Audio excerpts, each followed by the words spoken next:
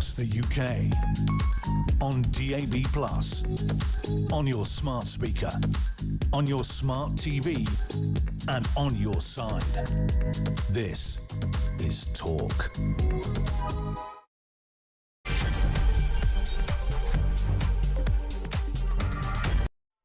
Good afternoon, this is Talk Drive. I'm Peter Cardwell, and it's with great sadness from everyone here at Talk that we're reporting on the heartbreaking news that a very sad thing has happened. Our very own James Whale has passed away after his terminal cancer battle. He was 74 years old.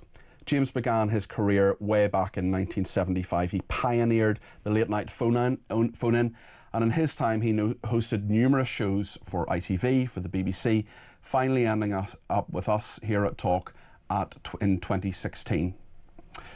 Talk's Mike Graham is going to bring a moving tribute to the broadcasting legend himself. Broadcaster James Whale, MBE, has died, aged 74. James began his remarkable career in the early 1970s when he pioneered a new kind of radio in Britain, the late-night shock jock phone-in. By the late 1980s, the James Whale radio show had become a cultural phenomenon, broadcasting every weekend on ITV. He attracted millions of viewers, making him a household name. Ladies and gentlemen, please enjoy the Saw Doctors! James would go on to host a variety of programmes for ITV, Sky and the BBC before finding a new audience with Talk Radio, all the while continuing to make headlines during his appearance on Celebrity Big Brother. In 2006, after surviving kidney cancer, James launched Kidney Cancer UK, raising hundreds of thousands of pounds. The problems with all cancers is nobody bothers to get checked. And if you get checked early, then you will actually have a much better outcome. But people don't do that. In 2024, James was awarded an MBE in the New Year Honours, recognising his extraordinary contribution to broadcast and charity. If I have a few more months, that will be great. If I have until next Christmas or this coming Christmas, will be nice, wouldn't it? But if I die tomorrow, I've had an amazing time and I married an amazing lady. James Whale broke the rules, he shaped the airwaves and did it all on his own terms. For millions, James wasn't just a broadcaster. He was a companion, a provocateur and a good friend that we'll all never forget. God bless you, James. We'll miss you. And I'll speak to Mike Graham in the studio a little bit later on this hour, a real friend, a great friend of James Whale. And before James died, he recorded this final goodbye. I'm in the hospice, and I probably won't be here next week, but I'm fine. I've got so many drugs in me, I can't feel a thing. What I wanted to say really was, a lot of people get very upset when someone is going to die. I'm the person who's going to die, and I'm quite relaxed about it, aren't I? You have come to terms with it brilliantly. You find it more difficult? I do find it quite difficult, and the hardest bit is when people are sending you such lovely messages, you know, some voice notes and little messages saying how important you've been in their lives and everything, and it's just thank you for those messages. It's really quite moving. Well, we end up crying quite a lot. They make us cry, but in a good way.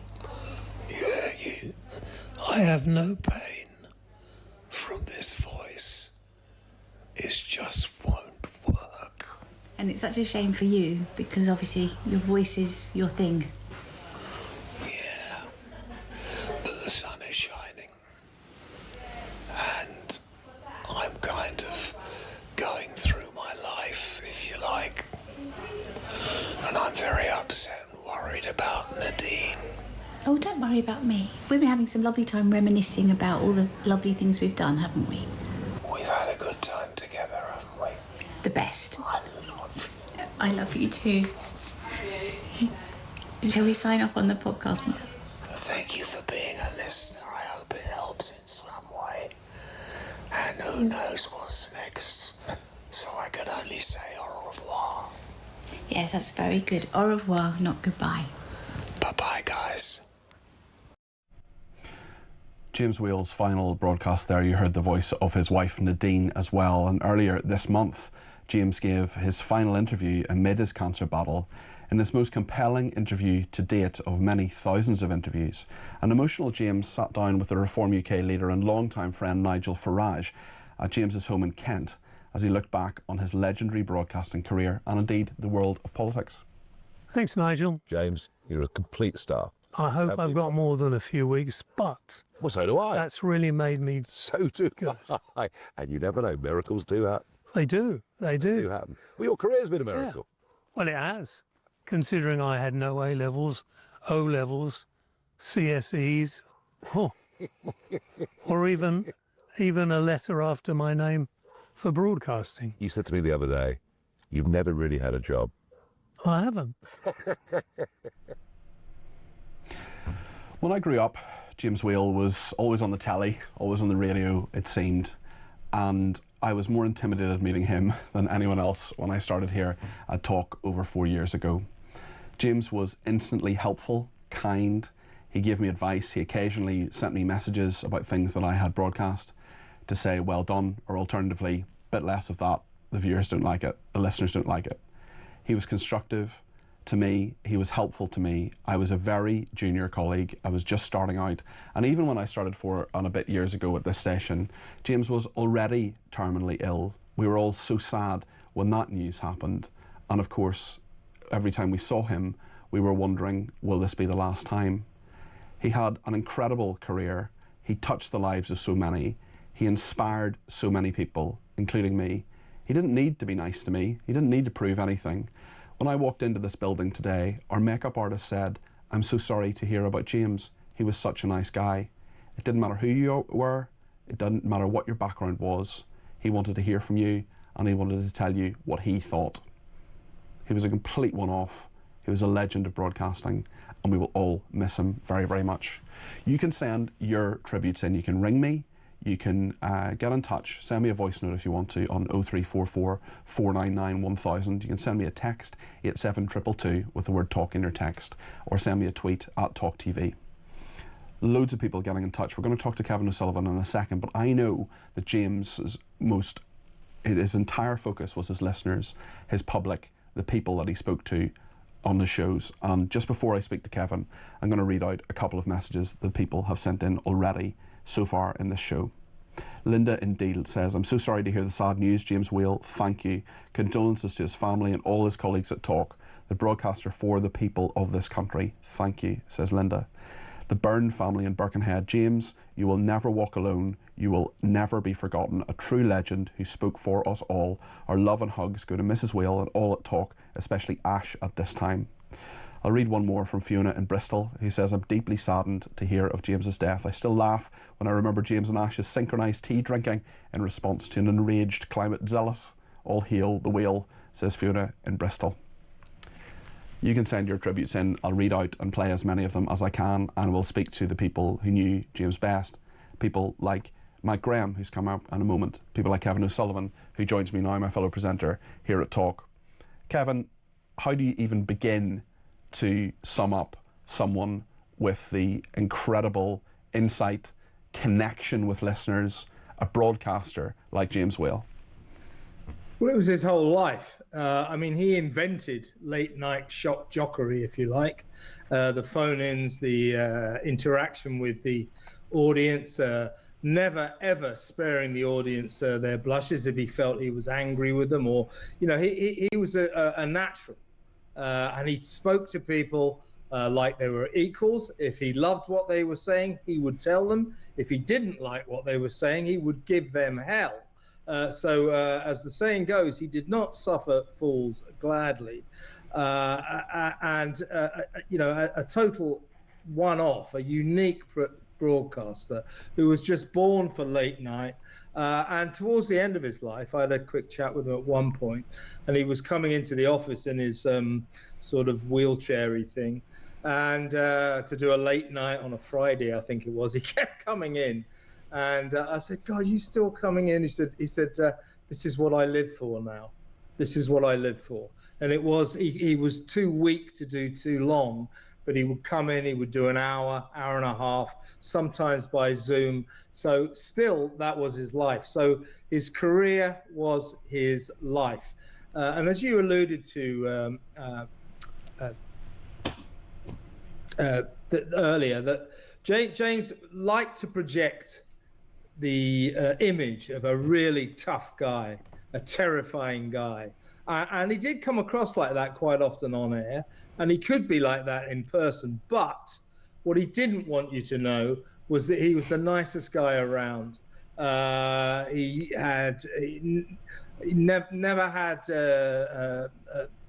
never stopped to spare anybody time, newcomers like yourself. He was always there to help. Me and him, we used to have a few rows on air sometimes. And when I got going on 7 to 10, he sent me a message saying, "Do you know what? Your show's vaguely listenable these days. Keep it up." So he was a great friend. He was a good guy to young people in the industry, because I think he loved the industry as well. So we have lost a legend. This is a guy who pretty much almost. I mean, I think I joined Talk Radio in something like 2018 or something like that, and it wasn't long after that he was diagnosed with terminal cancer. So, for something like 6 years, maybe 5 years, he just existed with this condition. And Chuck Thomas, his presenter, his producer, always said that James Whale was the bravest man he ever met, because he never talked about it ever. I mean, except on air now and again to say, well, when I'm gone, and I'll carry on as long as I can. And you saw, right to the end, that heartbreaking podcast with his wife, and the last performances he did for us. And the greatest tragedy is, very courageous of him to still be podcasting right to the end. But to hear that he's lost that magnificent voice, that is heartbreaking, because the voice was James. I mean, if nothing else, he talked to Nigel Farage about the fact that he left school when he was about 15, no exams whatsoever, and went on to, I think he landed some kind of job on the local radio in Newcastle, and the boss there says, you know what, you should be on, with a voice like that, you should be on late night. And his voice was his fortune. Yeah. And it carried on being his fortune. And of course, Kev, you were a showbiz writer, a TV editor. You were someone who were writing about for the papers, presumably about James, about Celebrity Big Brother, about all sorts of things that he had done. He was never really far from the headlines. No, exactly. And by the way, going back to my Fleet Street days, if you ever wanted to talk to James, you didn't have to, no matter what the story was, even if he was in big trouble, as was often the case, he was always crossing the line. That was what James was all about, testing the boundaries and often falling foul of them. But that was his shtick. But if whatever the story was, if you needed to talk to James, you just rang him up and he talked to you. No publicists, no agents, none of that nonsense. So he was always very, very down to earth, very, very available, not affected by his fame and his legend. Mainly though, he was a great guy to have a drink with. And we've all lost, well, the nation has lost one of its most legendary broadcasters. As I say, the man who invented late night shock jockery, and we at Talk have all lost a great friend. Kevin, thank you. That's Kevin O'Sullivan, my fellow presenter at Talk. Lots and lots of people want to get on the air to talk about James Whale. One of them is Aaron in Milton Keynes. First call of Talk Drive today. He's given me a ring on 0344 499 1000. You can do that too. Aaron, you're very welcome to the airwaves. What would you like to say? Well, I just want to thanks for having me on your show, Peter. I really appreciate it. I only found out from one of my former college friends who I went to college with. He sent me a message via WhatsApp about James Whale's passing, and I'm very, very, very sad that we've lost one of the greatest legends in the history of Talk TV legends. It's very sad, isn't it, Aaron? What about him did you like? What was the aspect of his style that you enjoyed, Aaron? This is the thing. I've phoned him up sometime around December 2023 to congratulate him on receiving an MBE. Yeah. Commemorating. Yeah, that was a very special day for him, very special moment. Yeah. Yeah, and in my book, he was not only a father figure, but he also was one of the bestest radio presenters around. Well, you've said it for us all there, Aaron. Thank you. I appreciate that. That's Aaron there in Milton Keynes. Anna in Surrey said, I'm too sad to listen today. An honourable man has gone, says Anna in Surrey. Stephen Cambridge. Cardi P, I've not cried in 30 years, but I sit here with tears. Like you, I have grown up with a legend. R.I.P. James. Mick says, great tribute to James, a legend of our generation. He will be sorely missed. And Earl says, sending best wishes and memories for James Whale's family and friends. Such a legend. And Ant has been in touch and says, thinking of everyone at Talk, thinking of you all, and of course James's family too, says Ant. You can send your tributes in too. We're going to speak to my colleague Mike Graham in a moment. He knew James very well. They were close friends. Mike will be paying tribute in just a second here on Talk.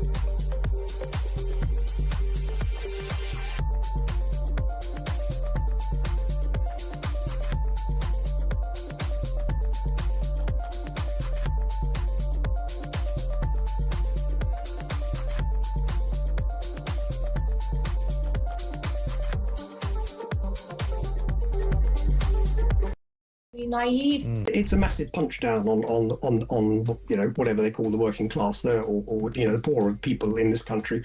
You know, you and I have grown up in a position you know, in the 50s, 60s, 70s where we've seen enormous increases in our ability to travel. It's amazing. We went on holiday to Cornwall and that was considered far-flung when I was a kid. Oh, well, we went to Camber Sands and Pontins, and that was a wonderful week out down on the Kent coast.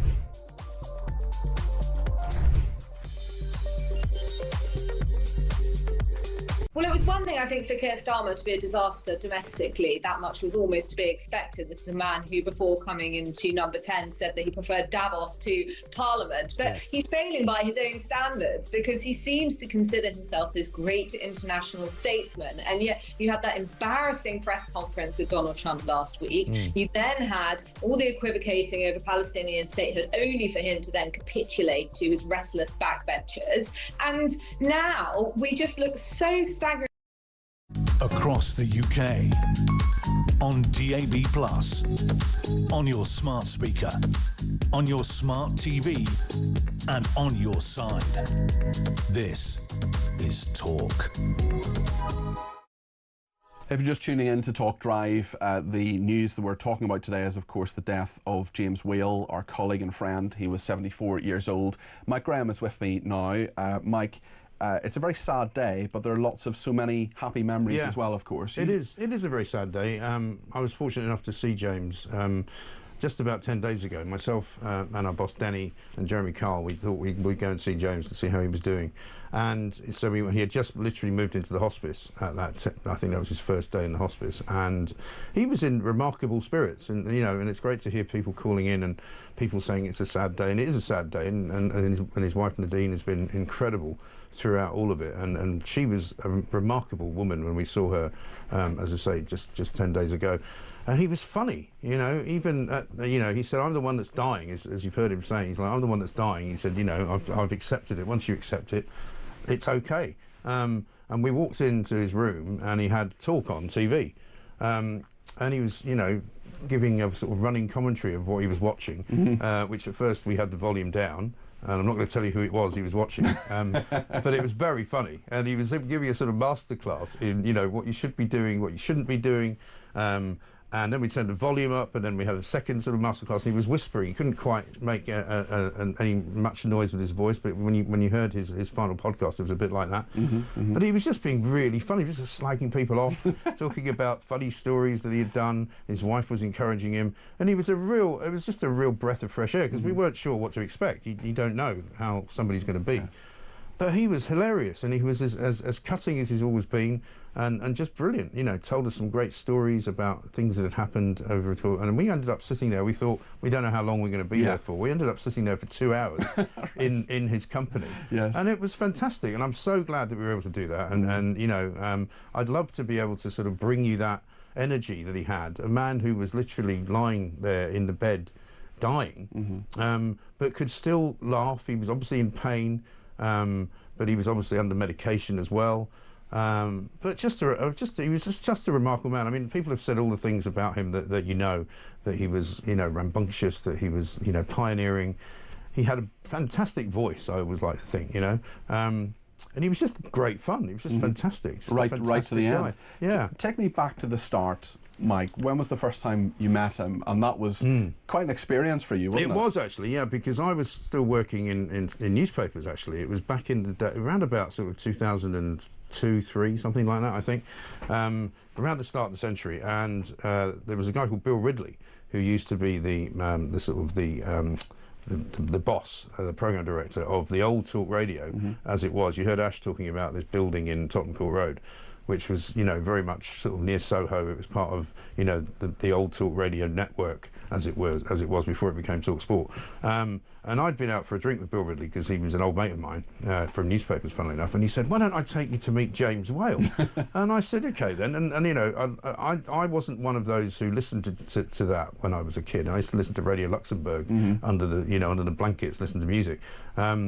So I knew who he was, but I didn't really know what he was, And so we went into this very ordinary office building, got into a lift, went upstairs, and then we suddenly entered this kind of world which I'd never seen anything like, And it was he opened the door to the studio, and I didn't know much about radio in those days. Didn't know much about radio. I don't think I'd ever been in a radio studio, and it was about this size, but it was completely dark, and there were no windows. And James Whale was just sitting there, and it was very muted lighting, and he had this kind of remarkable presence, and I think Ash was there as well.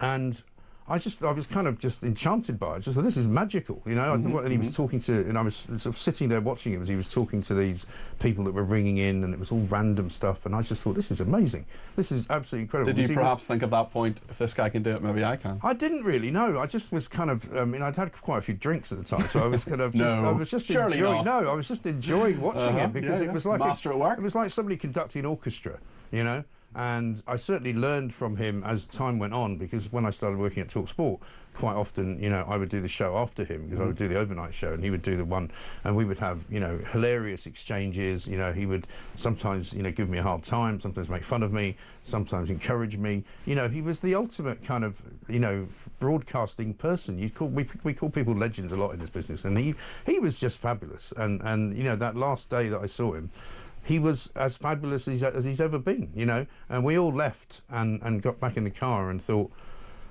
I wonder if we'll see him again, because it was like, he said, his last words to me were, "Will you come back and see me next week?" And he wasn't really well enough to do that, unfortunately, but what an incredible person. I put out a tweet earlier, and just, what an incredible talent he was.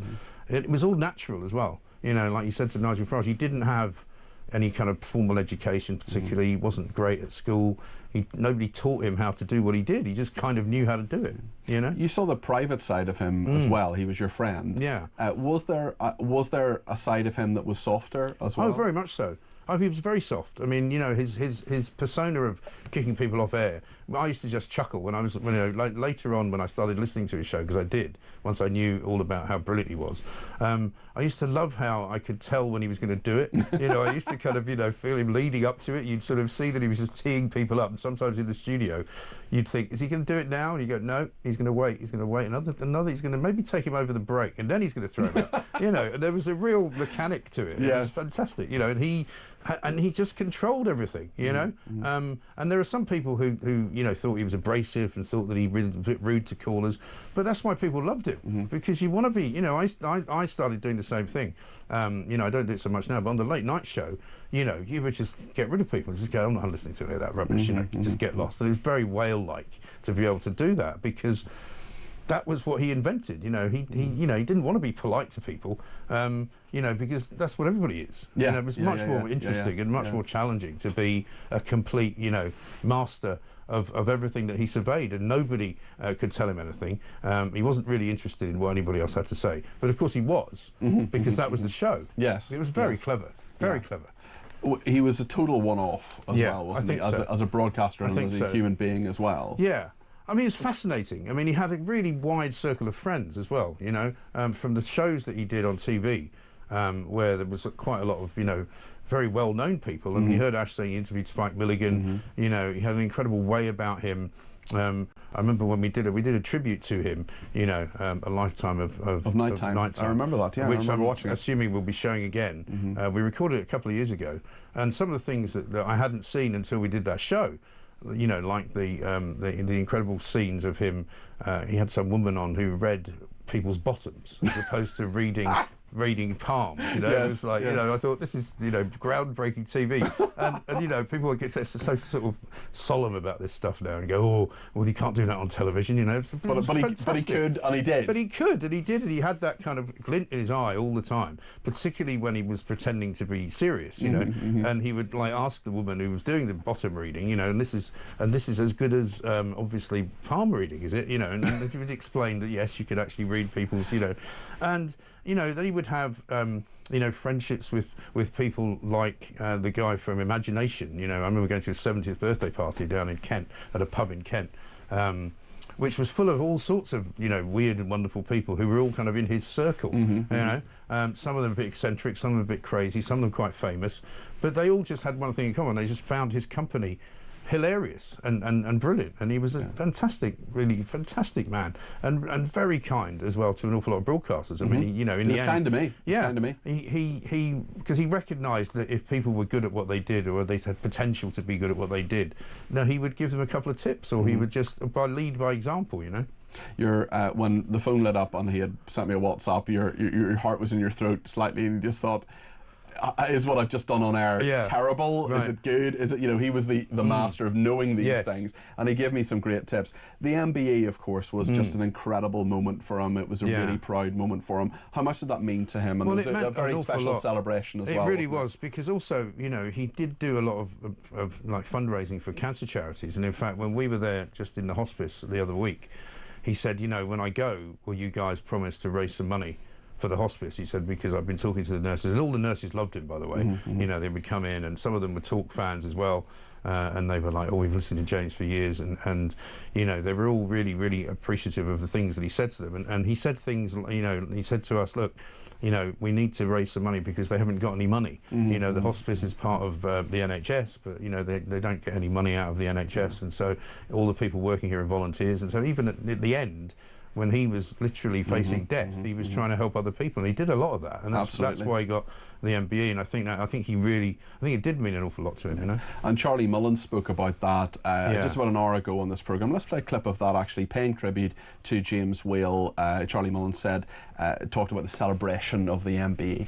I want to first of all give my condolences to Nadine and his family and all his great friends. Undoubtedly, James was a broadcasting legend. He was also a great friend of mine for over 20 years. A great sense of humour on and off the screen. It's just a one-off, and I think we don't really appreciate these people till they're no longer with us.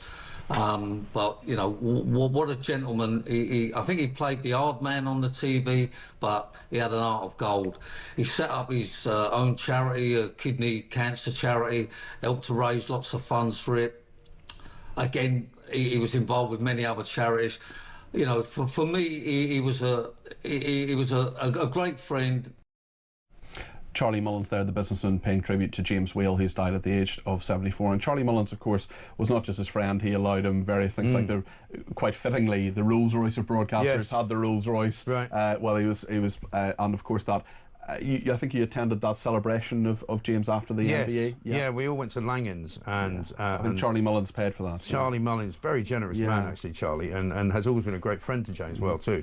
And yeah, he threw this bash in the evening once they all come back from Windsor, and it was fabulous. You know, all of his sort of broadcasting friends, people that had known him for years. Jeremy Kyle and I made a little speech. And it was very irreverent because that's the way he wanted it. You know, he never really wanted you to talk about him in legendary terms. You know, he was like, "Oh, don't do any of that rubbish." You know, he would much rather you kind of roasted him. You know, in that kind of American tradition where you just make fun of people, because that was one of the things. I mean, you had Kevin O'Sullivan on earlier. You know, he was talking about how he used to love winding Kevin up when they would have the handovers, and sometimes they had quite a few. Sometimes they would have some real talks, because basically James used to refer to him as Brill Cream Boy. And keep asking him about what he was putting in his hair. And Kevin's going, "Just shut up, I'm not talking to you about that, I'm telling you about what's coming up on my show," you know. And then James would say, he was never ready, and it was always like, you know, he was trying to plug something in when he wasn't quite, you know. And we all learned, and we all learned from the master that actually, if you make a mistake on the air, just make fun of it. Yeah. You know, don't pretend that you didn't make it. You know, like they sometimes do on other sort of broadcast outlets, you know, where it's everybody kind of looks a bit stunned and gets a bit embarrassed. Whereas James, if things went wrong, which they do occasionally, you know, in the studio, just go with it and just let the audience know that, you know, we've just made a mistake, don't worry if you picked it up, we'll do something else, you know.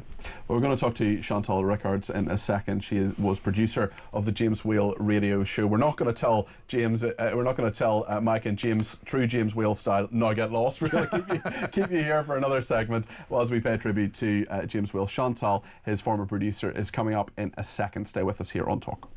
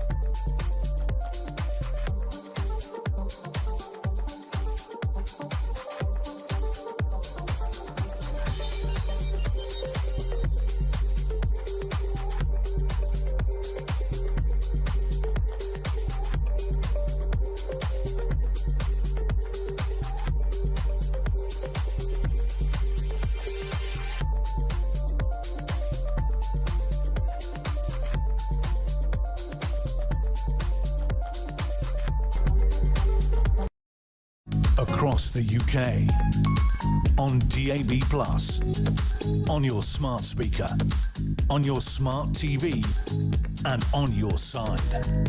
This is Talk. Well, Mike Graham's still with me, and in true James Whale style, before we go to our next guest, we're going to take a phone call out of the break. It comes from Tarquin in London, who's given us a ring on 0344 499 1000. Tarquin, you're on with me, but also Mike Graham as well. What would you like to say about James Whale? Hi guys, you're both amazing. So's Kevin, so's Jeremy. It's wonderful to hear the tributes and the inside, sort of the backstage stories that we'll never get to hear. But just my two pennies, as most of us have said, because we all go back so far. Those of us of a certain age might remember this. Back in the 80s, James had a show on London Weekend Television, the James Whale television show, and he used to have all sorts of different guests on that show, late night, sort of 12 midnight, 1 a.m. And this abiding memory, guys, that I've got, and honestly, I laugh my head off every day. I think James Whale, he had this headmaster sort of thing that the public saw, but behind it, he must have had the sense of humour of a naughty little schoolboy, because he invited this guest on. And I don't know if it's on YouTube. I would certainly suggest to people you go onto YouTube and try and find a character that he as a guest, he had come onto his show on that back in the 80s, mid-80s, called Mr. Methane. I don't think I've ever stopped. This guy, do you know, somebody snickered there, do you remember what this guy did when he had him on? I think we could probably guess what Mr. Methane did, Tarquin. I don't want to steal the thunder then. As it were. Figuratively. Go on. That is the most funniest thing I've ever seen. He out-funnied Monty Python, the young ones, everything. And he was doing it completely deadpan. But the fact is, that was the genius of the man. He had such a cheeky sense of humour, and he thought this is hilarious. So that's my two pennies, fellas. I'll leave it to you. Well, Tarquin, thank you. I mean, if anybody was going to interview someone called Mr. Methane, James Whale would be the man who would do that. He had that incredible ability to do everything very, very seriously, so that, you know, like the one I was describing earlier, you know, he would do it as if he was interviewing, you know, a president of the United States or something, you know, and he would give them, and then he would just explode at them and go, "That's it, enough. It's all rubbish. Get out." And it was brilliant. It was just brilliant. Let's talk to Chantal Rickards, OBE, who was producer of the James Whale radio show. Chantal, thanks for joining us on this very sad day, Chantal, but you've got a big smile on your face, as we all do here, actually. We're sad, but we're also happy as we remember James Whale. How will you remember him? No, well, I couldn't agree more. It is a sad day, but I've had so many happy memories just listening to the show and seeing the pictures roll through this afternoon, reminded me of, you know, where my youth had gone, because I was there from day one. Basically, for those that don't know, there was a radio show that ran on Radio Air, which was an independent radio station in Leeds that was literally next door to Yorkshire Television. And at the time, I was a researcher on The Parkinson Show and on Through the Keyhole. And when we were working late in the office and in the evening, we would listen to James's show. Now, to bring James across to television wasn't my idea, but I was part of the original gang that put together the show, and it stayed with Yorkshire Television, I think, from about 88 to 92 for about 4 years. It started at Yorkshire, then it grew to Yorkshire and Granada, and then the posh folk in London went, "Oh, hang on a second, there's something going on up north, we better find out what it is." And they opened the doors to the whole of the ITV network, so suddenly we were a network show. I can remember we took the ratings to something like 2 million people at 1 o'clock in the morning. God knows why they were incredible. You know, maybe they were sort of spark out with an empty six-pack by their side and a cold curry, but whatever, they were tuned into us, and it was incredibly exciting. We were all young and silly and having the time of our life, and James was fantastic. He was a really good broadcaster. He was a really nice friend, and you felt as though you got to know him incredibly quickly, not only through his work, but actually as part of the production team. He was just terrific to work with. He had some difficulty in taking in a lot of information on paper because he was dyslexic. So actually how we fed him information was delivered in a way that was easier for him. But actually what he was brilliant at was being off the cuff, just being him. Natural, yeah. A total natural. Now, of course, everybody talks about authenticity these days, and you've got to be authentic. But actually, James's grumpiness and his sort of irascibility was a bit of a put on, let's face it, because he wasn't like that naturally. He was actually quite quiet. He didn't always take up the oxygen in the room. He was actually very generous to the people that he talked to on his show. Indeed, Mr. Methane, who you were just talking about, I think I might have booked Mr. You Methane. booked Mr. Methane For that show. I think we Wow. also had some crazy men who didn't wear an awful lot of clothes but carried balloons in front of them called the oddballs. So we certainly did have a few oddballs. You suffered for your art, Chantal. I did suffer for my art, you're absolutely right. And he just embraced all that, didn't he? He loved the wackiness, the craziness, the off-the-wall nature, and he did it in his own unique way. Yeah, I mean, we really wound it up. We sort of put him on steroids when we took him into television, and he loved telly. He was just incredibly good at it, and that's quite rare. I mean, most people can read autocue if you give them a little bit of time to work out how it happens. But James was a natural talker. He was funny. His timing was brilliant. He always knew when the story that he was trying to convey had sort of come to a logical end, and then he would move it on to the next thing. So actually, he was a broadcaster's dream. He was a producer's dream, and we all had a tremendously good time working with him. And all of those traits that Chantal's talking about, Mike, were just here in spades at this station as well. Yeah, because, I mean, Chantal talks about auto cues. There's some people that don't use them, don't like them. I mean, I never felt very comfortable with one, and he certainly didn't. And I wasn't really that interested in that. He just wanted to talk about what he wanted to talk about. Wasn't that... I mean, he loved the producers that produced his shows, but, I mean, I don't know, Chantal, if you'd agree, that he would kind of... You couldn't really produce him as such, could you? You couldn't really make him do things. He would just do things. Yeah, no, indeed, and that was why he was a producer's dream, because once you'd built up that trust with him as the front guy, and you knew that he was never actually going to go completely off kilter or bonkers, you could just sit back and enjoy the show. And we did. Was there ever a time, Chantal, where you thought, actually, hold on a second, is this the right way to go? Was he too wacky? Was he too out there sometimes? There were moments where he was treading a very fine line, and I can remember just sort of keeping my fingers crossed, thinking, we're either going to get away with this, or I'm going to get a letter from Ofcom on Monday morning. But you'll deal with it. You'll deal with it. How will you remember when you look back and you think about him, Chantal? How will you think about that period in your life, and of course that period in his life as well? Well, I will try and remember the happy moments, obviously. My most recent moment, I spoke to James only the last weekend, not the weekend just gone, the weekend before. His voice had gone by that stage, and he was whispering down the telephone, and I was really missing the sound of his voice, because he had a beautiful voice. I mean, a really good broadcasting voice. So I will remember the most recent moments because they're fresh in my mind. But certainly I will remember sort of growing up and coming of age in television. It was my first producing gig, and it was a tremendously fun production team. And we were all very supportive of James, and he was of us. I mean, we were all a little bit younger, but, we all looked after each other, and we just had fun. He was incredibly good with everybody, and that's quite a talent. I can remember a story really from his radio days when he was on Radio Air, and a young woman who was feeling suicidal phoned into his radio show, and he kept her on air for about 25 to 30 minutes until the emergency services arrived. And it was an incredibly clever and careful piece of broadcasting, because he knew he was dealing with something that was incredibly sensitive and that something could go horribly wrong. And he just effectively down tools, became him, who was empathic and was compassionate and was caring, and that's what came across. And then he heard on the radio the emergency services arrive, and he hung up.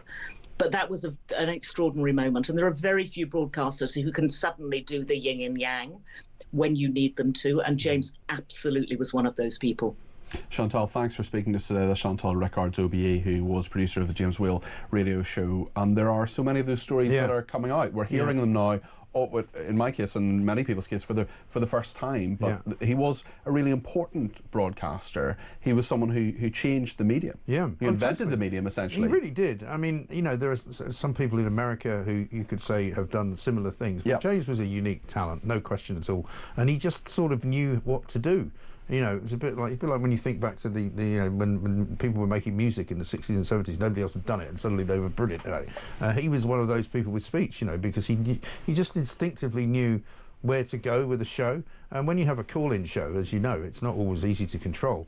But you know, he was absolutely brilliant at doing that, and he would know precisely whether to hold somebody on, as we just heard there, keep them on for a bit longer, or just cut them off because they've said what they want to say, or cut them off for dramatic effect, or you know, build them up for dramatic effect, then cut them off. You know, there's so many different ways of doing it, and it's a joy to listen to for the most part, and brilliant to work with people like that. I mean, we used to, you know, we've had many handovers, we've done shows together.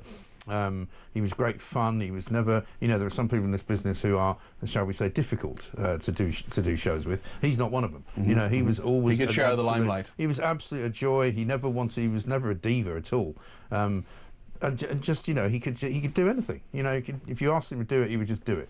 Yeah, Mike, thank you very much indeed for speaking to me. That's Mike Graham, another legend, talk presenter here. Will not say "now get lost." I think that would be wrong. But thank you so much, Pleasure. Mike. Great to have you on the programme, and do let us know your thoughts at home, your reaction to what you've heard from Chantal, from Kev, from Mike, and from me. 0344 499 1000 is the number to call. We're going to talk to Ricky Norwood in just a second. He appeared with James Whale in Celebrity Big Brother. Stay with us here on Talk.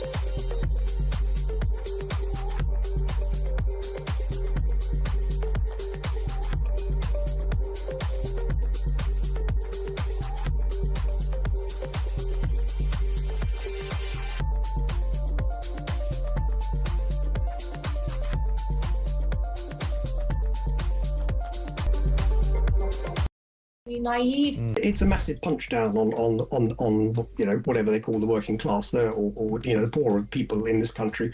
You know, you and I have grown up in a position, you know, a largely uncritical documentary. I mean, you know, they didn't sort of look into the harms that she was doing in any significant way. They didn't interview any of the men who were using her, and I do say using. I mean, essentially, you know, they put their penises inside her for 45 seconds and called it sex. I mean, you know, it's absolutely grotesque. I mean, lucky her. I have to say, I mean, you are just reducing yourself to just, I'm sorry, you're just a number of holes at that point, aren't you? You're not a human being in any meaningful way when you're doing that.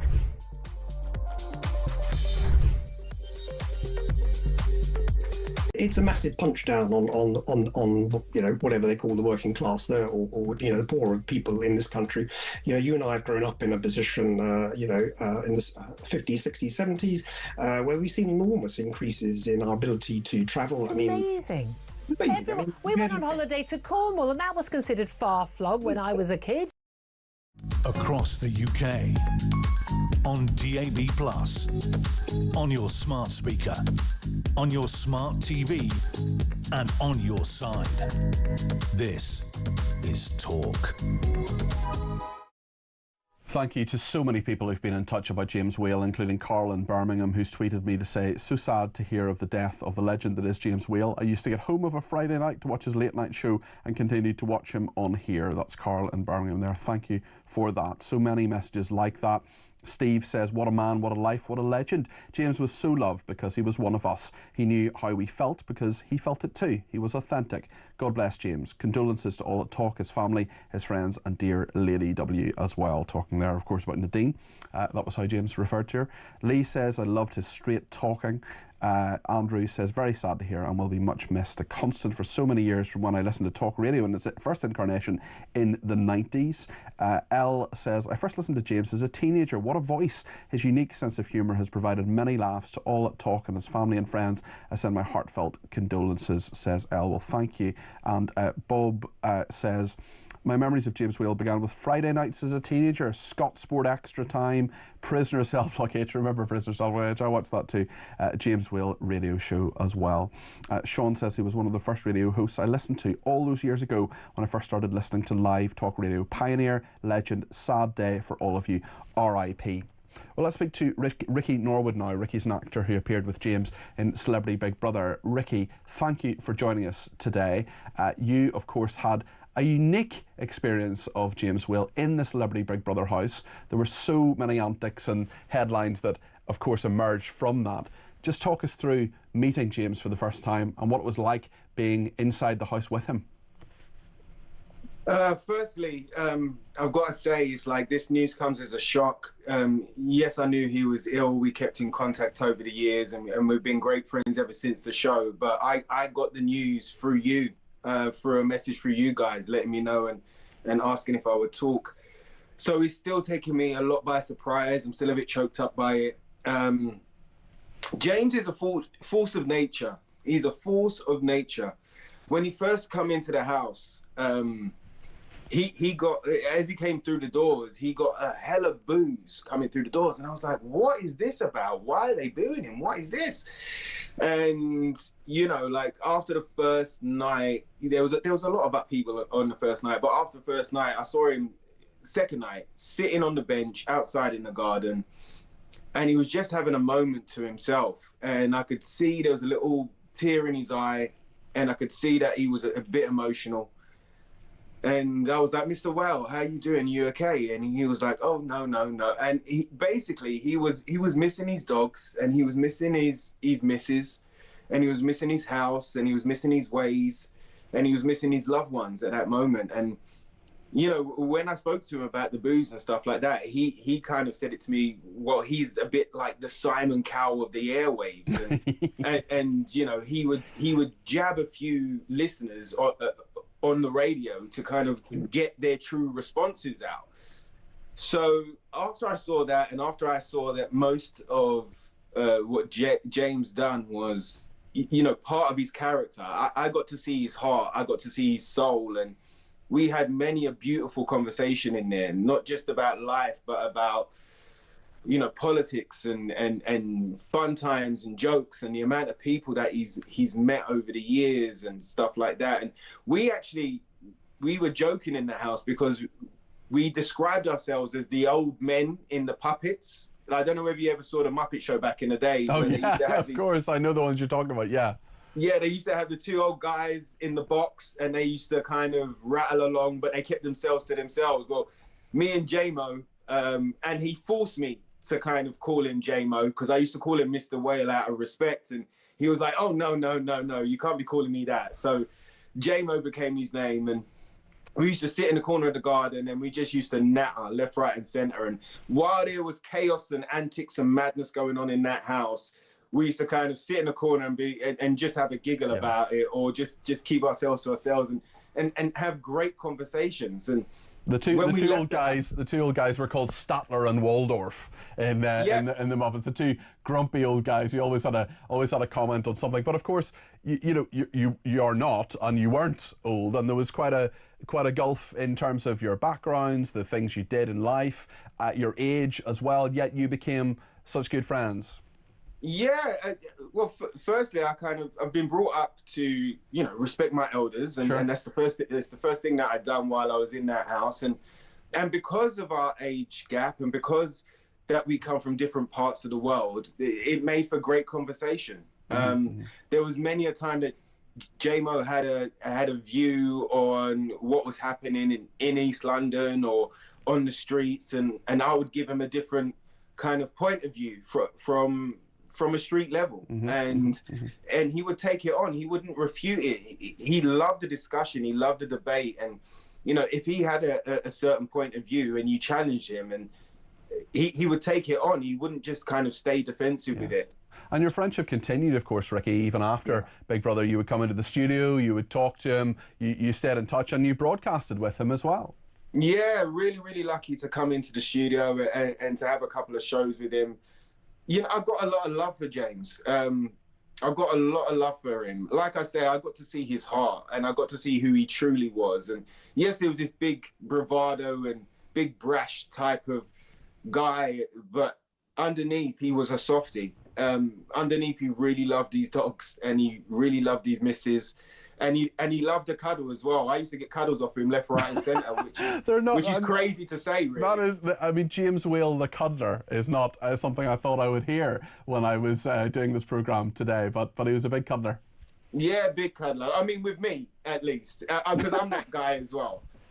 So, yeah, we had many a good time, and I think it was last year I saw him at the Icon Awards in central London, and he was still the same old J-Mo. He still had a lot of energy, and he kept telling me, like, you know, this time next year, a bit like my grandma used to do before she passed away. She used to do it every Christmas, and I used to hate that thing. So I always brush it away, and I'm like, J-Mo, you're gonna outlast us all. You know, you just stay your vibrant self, and his Mrs. Nadine as well brought a whole new lease of life to him in these last couple of years. And there's so many people, including you, Ricky, who I'm talking to today. Yes, they are sad that James Whale has left us, but they've got a smile on their face when they remember him. Oh, absolutely. Absolutely. And the thing is with J-Mo is that he touched so many different lives. You know, I'm sure you've had Lizzie Cundy on. We're going to talk to her a bit later in the programme. Yeah, that's right. Well, she's got a ton of stories, and them two together were hilarious. There were many a theatre friend, theatre lovey that he was friends with, that I was friends with too, and you just saw him in a different light. He was just a lovely guy, and he wasn't afraid to speak his mind. He wasn't afraid to challenge the establishment or challenge an argument or challenge a point of view. He spoke his mind, and he spoke for the nation many a time when it was unpopular. Yeah. Or when he was just himself. Ricky, thank you. I really appreciate you speaking to us today. Really interesting to talk to you. Ricky Norwood there, who appeared with James Whale in Celebrity Big Brother. Ricky's an actor, of course. He was in EastEnders and various other programmes as well. Thanks to you as well. Liam said he told me off on the radio once. Did I switch him off and never listen again? No. I smiled and went back for more. I'm not smiling now. I'm genuinely gutted, and I mean that. I hope his lovely wife is okay. Let's keep her in our thoughts also. R.I.P. James. The show's over, but it'll at least remain in the memory. And that is absolutely right from Liam. Next, we're going to talk to the head of this station, Denny Morris, and Jeremy Kyle will join us in tribute to James Whale, who has died at the age of 74.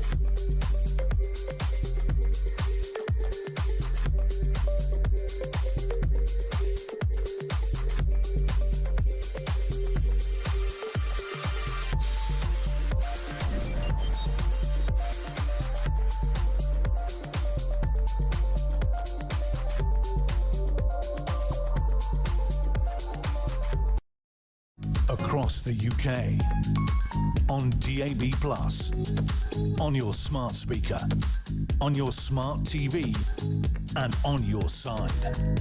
This is Talk.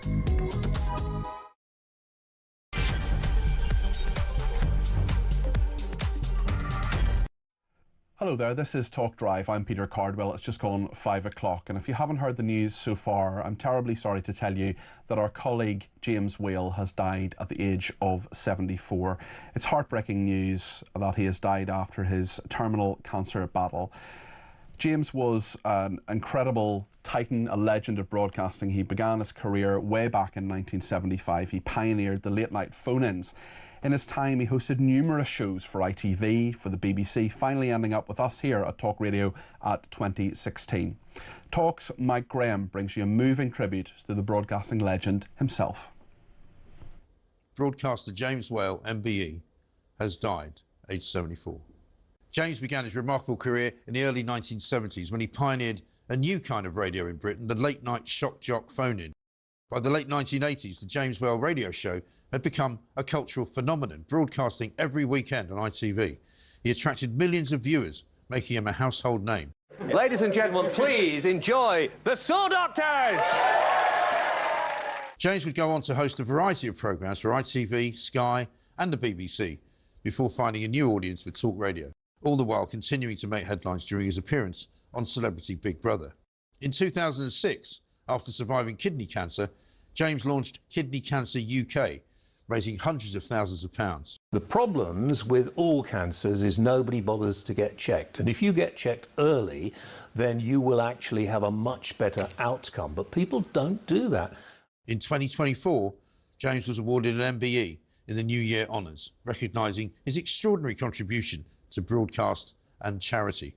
If I have a few more months, that will be great. If I have until next Christmas or this coming Christmas, will be nice, wouldn't it? But if I die tomorrow, I've had an amazing time and I married an amazing lady. James Whale broke the rules, he shaped the airwaves and did it all on his own terms. For millions, James wasn't just a broadcaster. He was a companion, a provocateur and a good friend that we'll all never forget. God bless you, James. We'll miss you. Well, James Whale continued broadcasting basically to the end. A few days ago, he recorded his final goodbye. I'm in the hospice, and I probably won't be here next week, but I'm fine. I've got so many drugs in me, I can't feel a thing. What I wanted to say really was, a lot of people get very upset when someone is going to die. I'm the person who's going to die, and I'm quite relaxed about it, aren't I? You have come to terms with it brilliantly. You find it more difficult? I do find it quite difficult, and the hardest bit is when people are sending you such lovely messages, you know, some voice notes and little messages saying how important you've been in their lives and everything, and it's just thank you for those messages. It's really quite moving. Well, we end up crying quite a lot. They make us cry, but in a good way. Yeah, I have no pain from this voice. It just won't work. And it's such a shame for you, because obviously your voice is your thing. Yeah, but the sun is shining, and I'm kind of going through my life, if you like, and I'm very upset and worried about Nadine. Oh, don't worry about me. We've been having some lovely time reminiscing about all the lovely things we've done, haven't we? We've had a good time together, haven't we? The best. I love you. I love you too. Shall we sign off on the podcast now? Thank you for being a listener. I hope it helps in some way. And who knows what's next. So I can only say au revoir. Yes, that's very good. Au revoir, not goodbye. Bye-bye, guys. James Whale's last broadcast, we heard, of course, from his wife there too, Nadine. And earlier this month, James gave his final interview amid his cancer battle. In the most compelling interview to date, he, an emotional James, sat down with Reform UK leader and long-time friend Nigel Farage at his home in Kent as he looked back on his broadcasting career and indeed the world of politics. Thanks, Nigel. James, you're a complete star. I hope I've got more than a few weeks, but... Well, so do I. That's really made me... So do I. And you never know, miracles do happen. They do. They do. They do happen. Well, your career's been a miracle. Yeah. Well, it has, considering I had no A-levels, O-levels, CSEs, or even a letter after my name for broadcasting. You said to me the other day, you've never really had a job. I haven't. Well, Jeremy Kyle joins me now, talk presenter, and in the studio, Danny Morris, the director of audio and news broadcasting, who was James's boss, but also his friend. Danny, what are your thoughts today? Look, normally you think as a boss that you've got to put, on a brave face. You've got to have a stiff upper lip, but it's really hard today. I've got to say that James is a remarkable man. Right? And James, the way that James was throughout his most recent battle with cancer, this lasted 5 years, was quite astonishing. And I don't think I've ever seen anybody be so positive over such a long period of time, fighting every single day. It was just incredible to watch. And I remember the first time I ever had a conversation with him when he explained that he had vicious terminal cancer, and as I said, that was 5 years ago. He said, I've got probably a couple of months to live. And then we were 5 years on, we were still being positive and booking him for shows and getting him in, and he was still entertaining the nation. But within that time, those 5 years that he fought, and he fought every single day, he was helping people as well. So I know of a number of friends of mine who have suffered either directly or indirectly with cancer, and James would say, just get them to call me. And it happened to my own mother who got breast cancer, and even up until his last days, he was always saying, how's your mum? How's your mum? You're talking about just a character that doesn't come along very often. And with James, of course, there was an amazing theatrical bluster on air. He was, he was the godfather of speech. There's absolutely no doubt about it. The king of late night radio. He was the best, and there won't be anyone else who comes close to him. And by the way, the reason that he was so good was because he was there knowing the rules. He knew exactly what he could and couldn't do. And when you know the rules, you can break the rules. And that's what he was so good at. But he was still performing better than anybody else, on the planet, in that late night radio space. But just such a good, lovely man. When did you last see him? So Jeremy, and Jeremy can come in here, but Jeremy, Mike and I went down to see him in the hospice. And by the way, the work that the nurses were doing in that hospice was truly amazing. Just absolutely incredible stuff, really, really lovely. And James never really wanted to be in the hospice because it was almost admitting defeat and knowing that it was kind of getting close to the end. But by the time we did go down, and that was 10 days ago, he had to be there.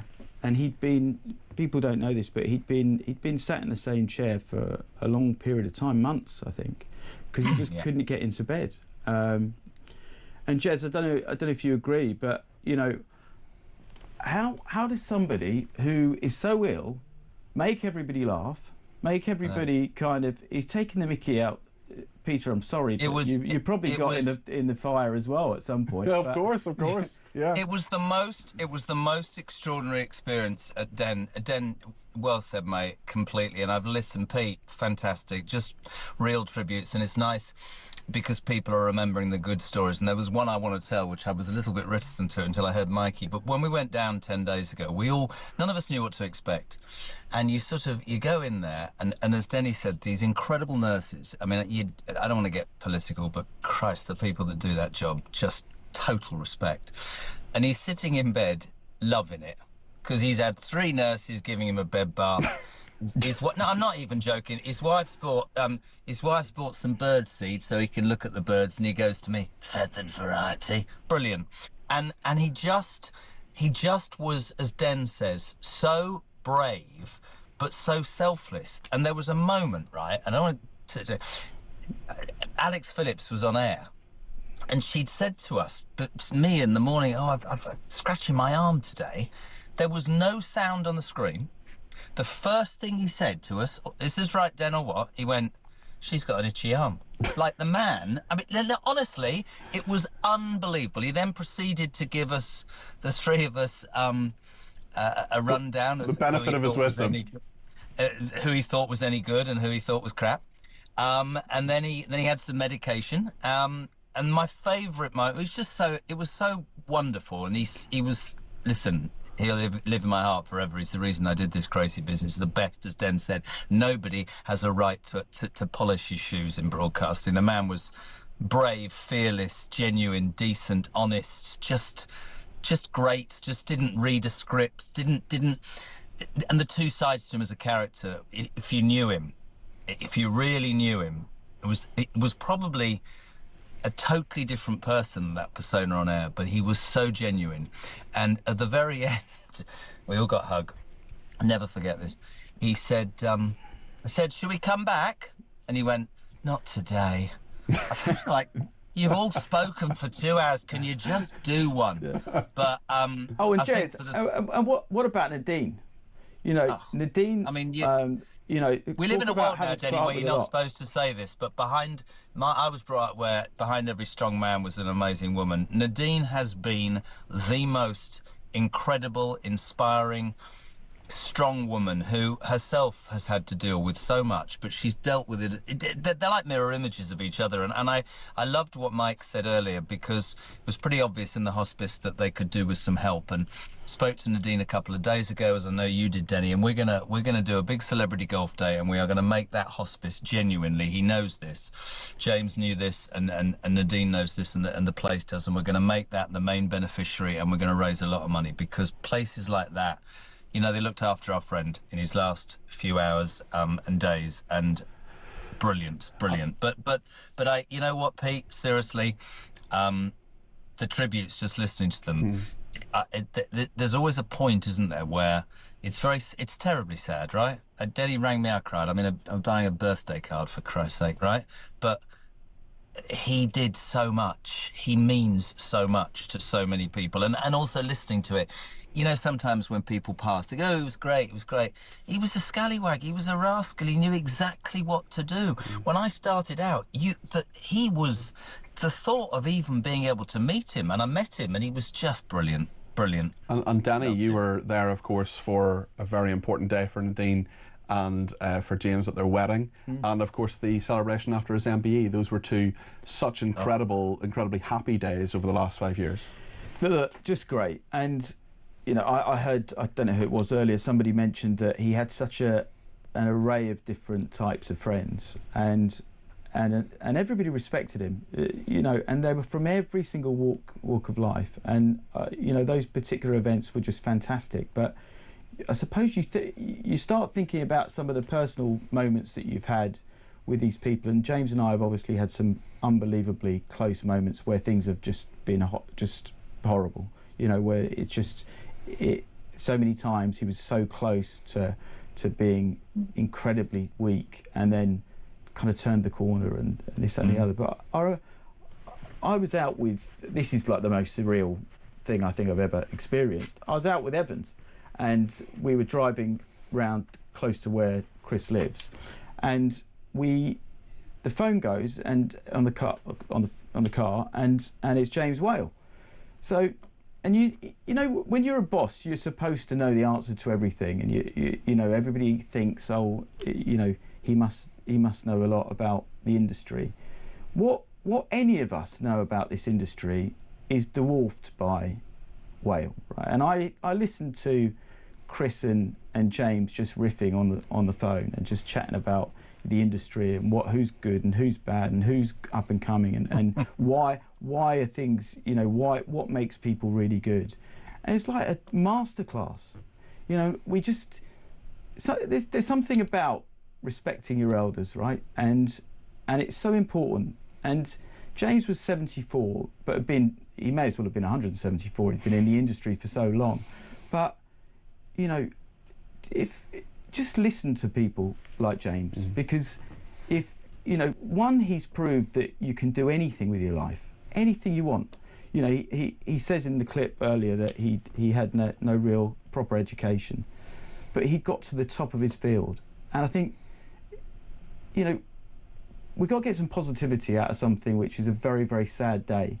And I think that if you can go away and say, do you know what, maybe, you know, even when the chips are down, maybe there's something that I can do, I can achieve something. He was an unbelievable man who achieved so much, has everybody in the industry looking up to him. And, you know, it just probably shows we've all got a chance. And even when the chips are really down, he kept coming into work. And they turned round, and going back to the first thing I said, they turned round to him and said, you've got a couple of months to live.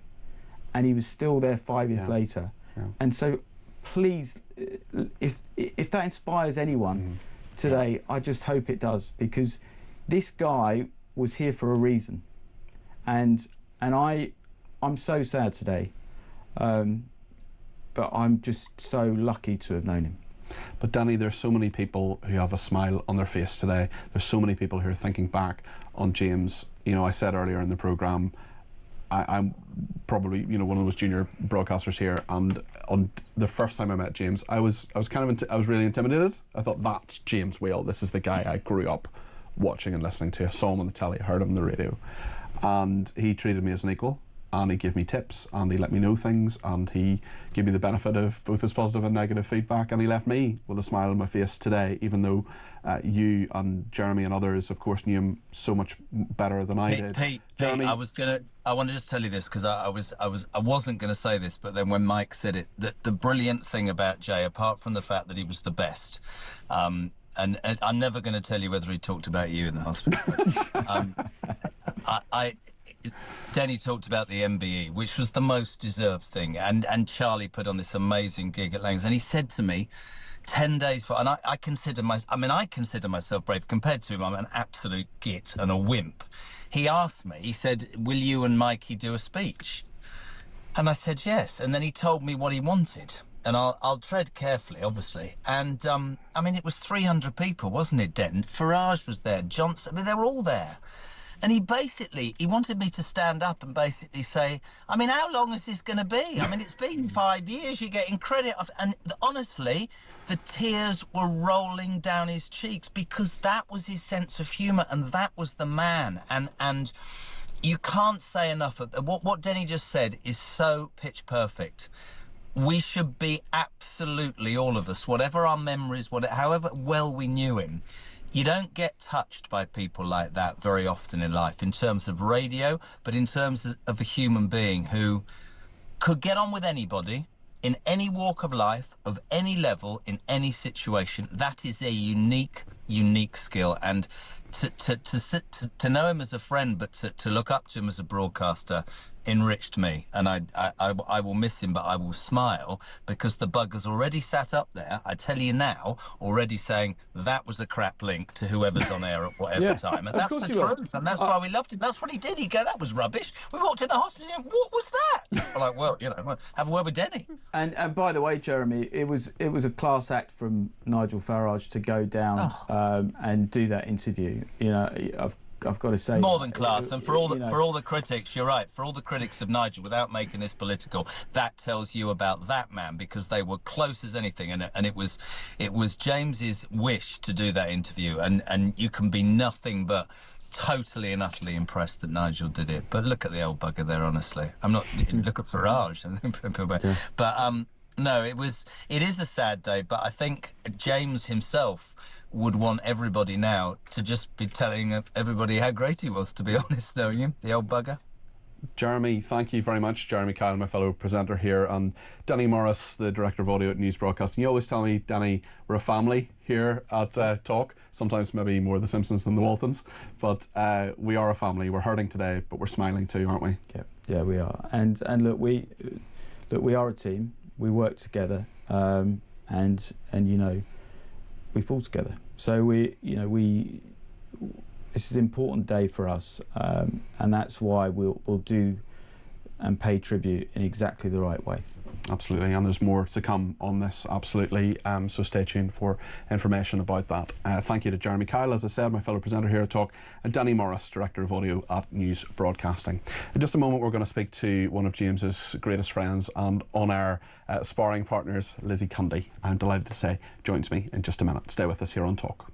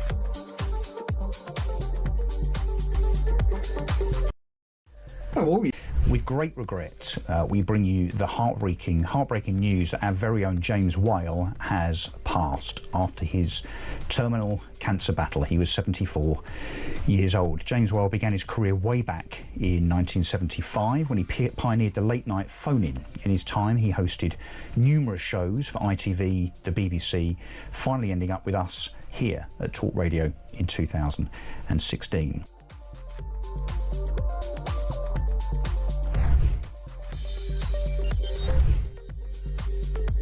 But ask ourselves this question, Mike, if we were in a situation now of international hostilities and we had to take prisoners of war, we'd very soon be setting up camps. And, you know, now we've just got to take this seriously and say that all the money being spent on hotels must be rechanneled into secure camps where the community won't feel under any threat. I mean, that is the crucial thing in all of this. Right. People are feeling threatened and they think their children are in danger.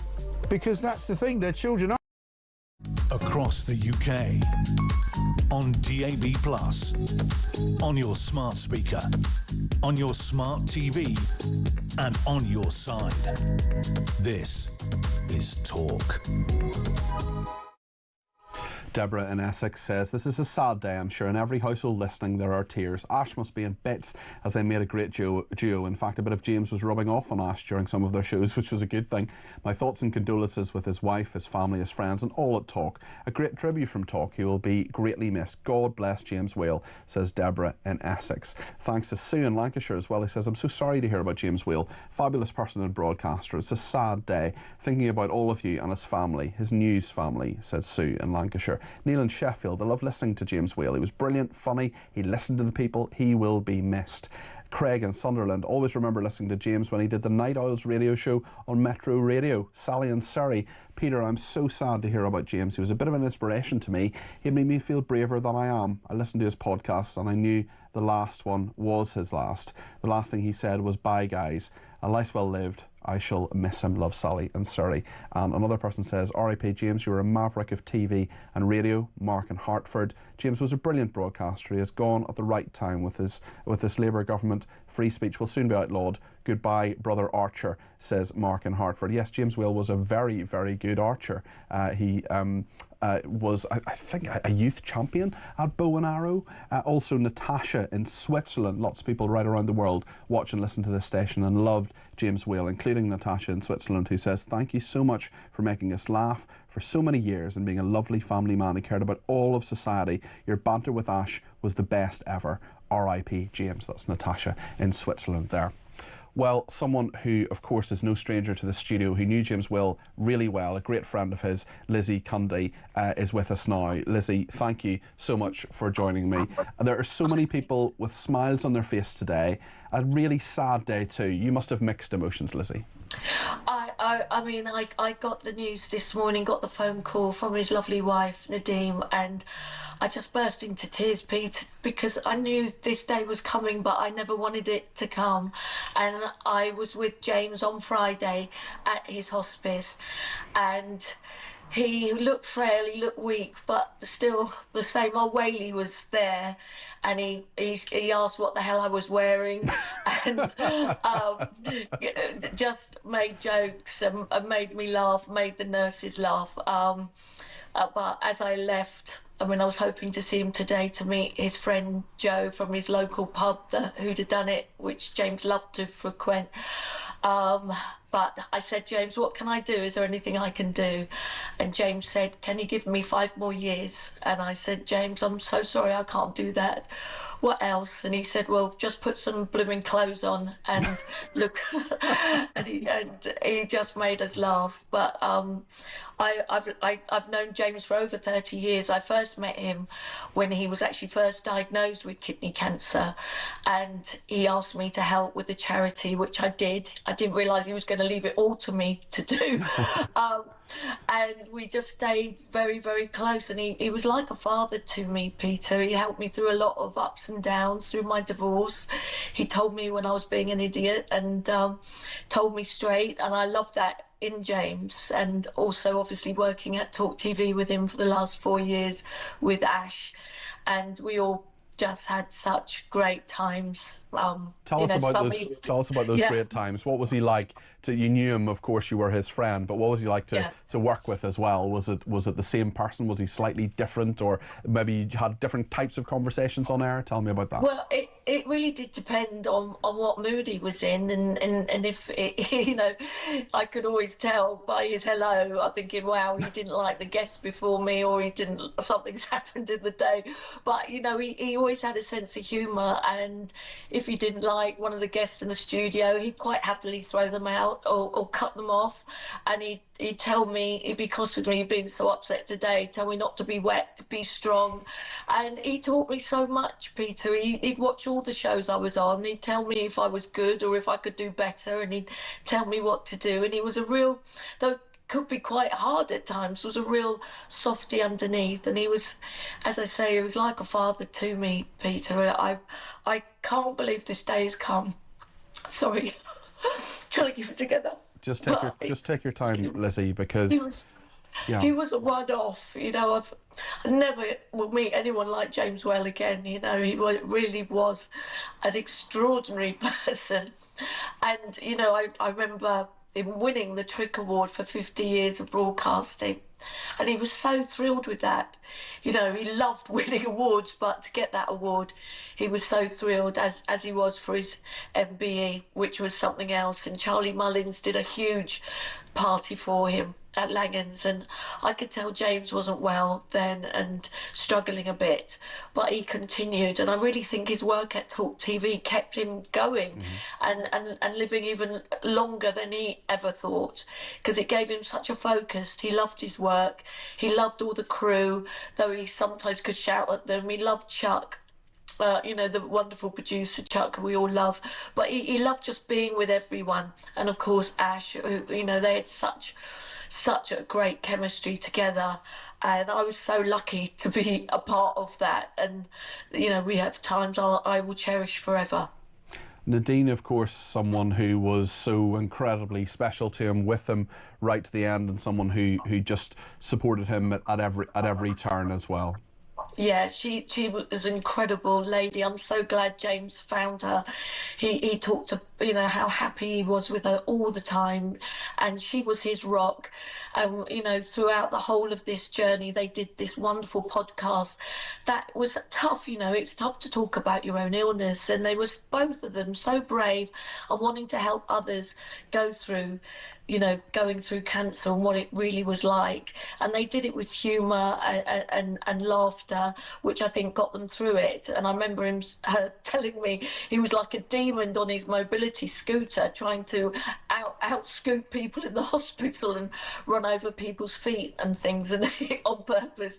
And it was, you know, such a great double act, and I was so honoured to be at their wedding. And actually, he said, "You're my best woman," and I spoke at their wedding, and it was something so wonderful to see him so happy with her. And you know, the last final days when she rang me, she said she was chatting to him, holding his hand, and he just slowly passed away, closed his eyes, and she said it couldn't have gone more peacefully, and with her holding his hand. So that really gets me. But it's for James, you know, she was the love of his life.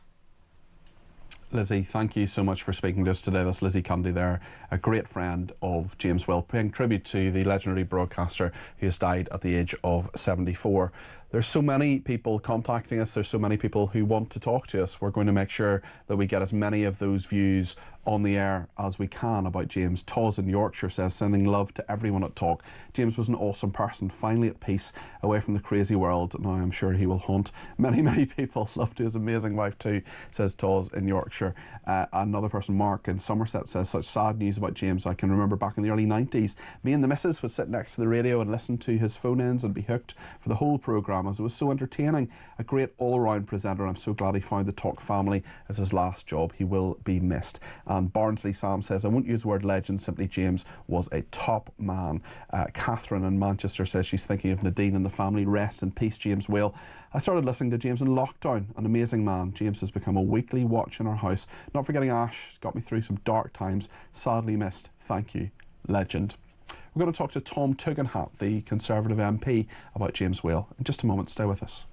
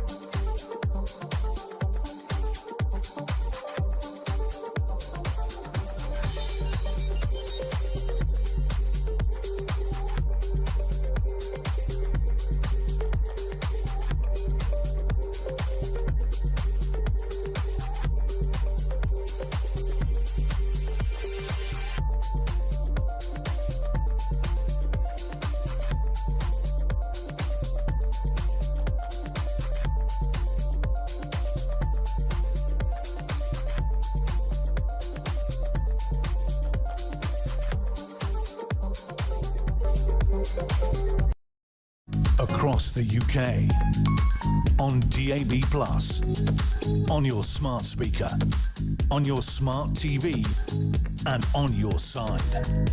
This is Talk. Well, we're going to talk to Tom Tugendhat in a minute or two, but I want to speak to Leroy Logan first, the retired Metropolitan Police Superintendent. He appeared many, many times with James Whale on this station. And Leroy, I mean, your partnership was fascinating, especially as you so rarely agreed on anything. But you were great friends. You went to his wedding, and despite the fact you disagreed, sometimes in a very animated fashion, James was a great friend of yours, wasn't he? Yeah. It was through a mutual friend of mine, Lee John, lead singer of Imagination.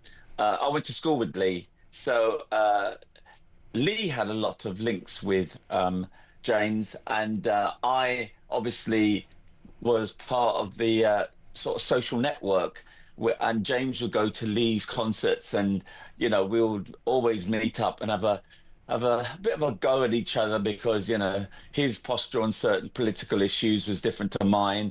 And so, yeah, at social settings, various places, we would have a laugh at each other's expense.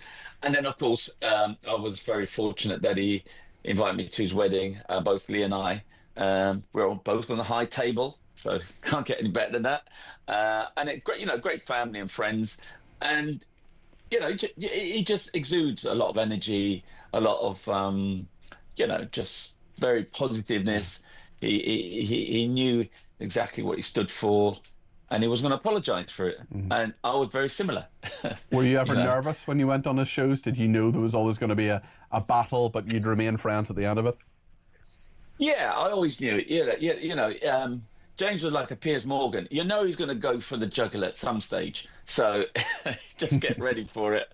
And you just respect him for being, sometimes a very master technician, getting people's views out and catch them on the blind side.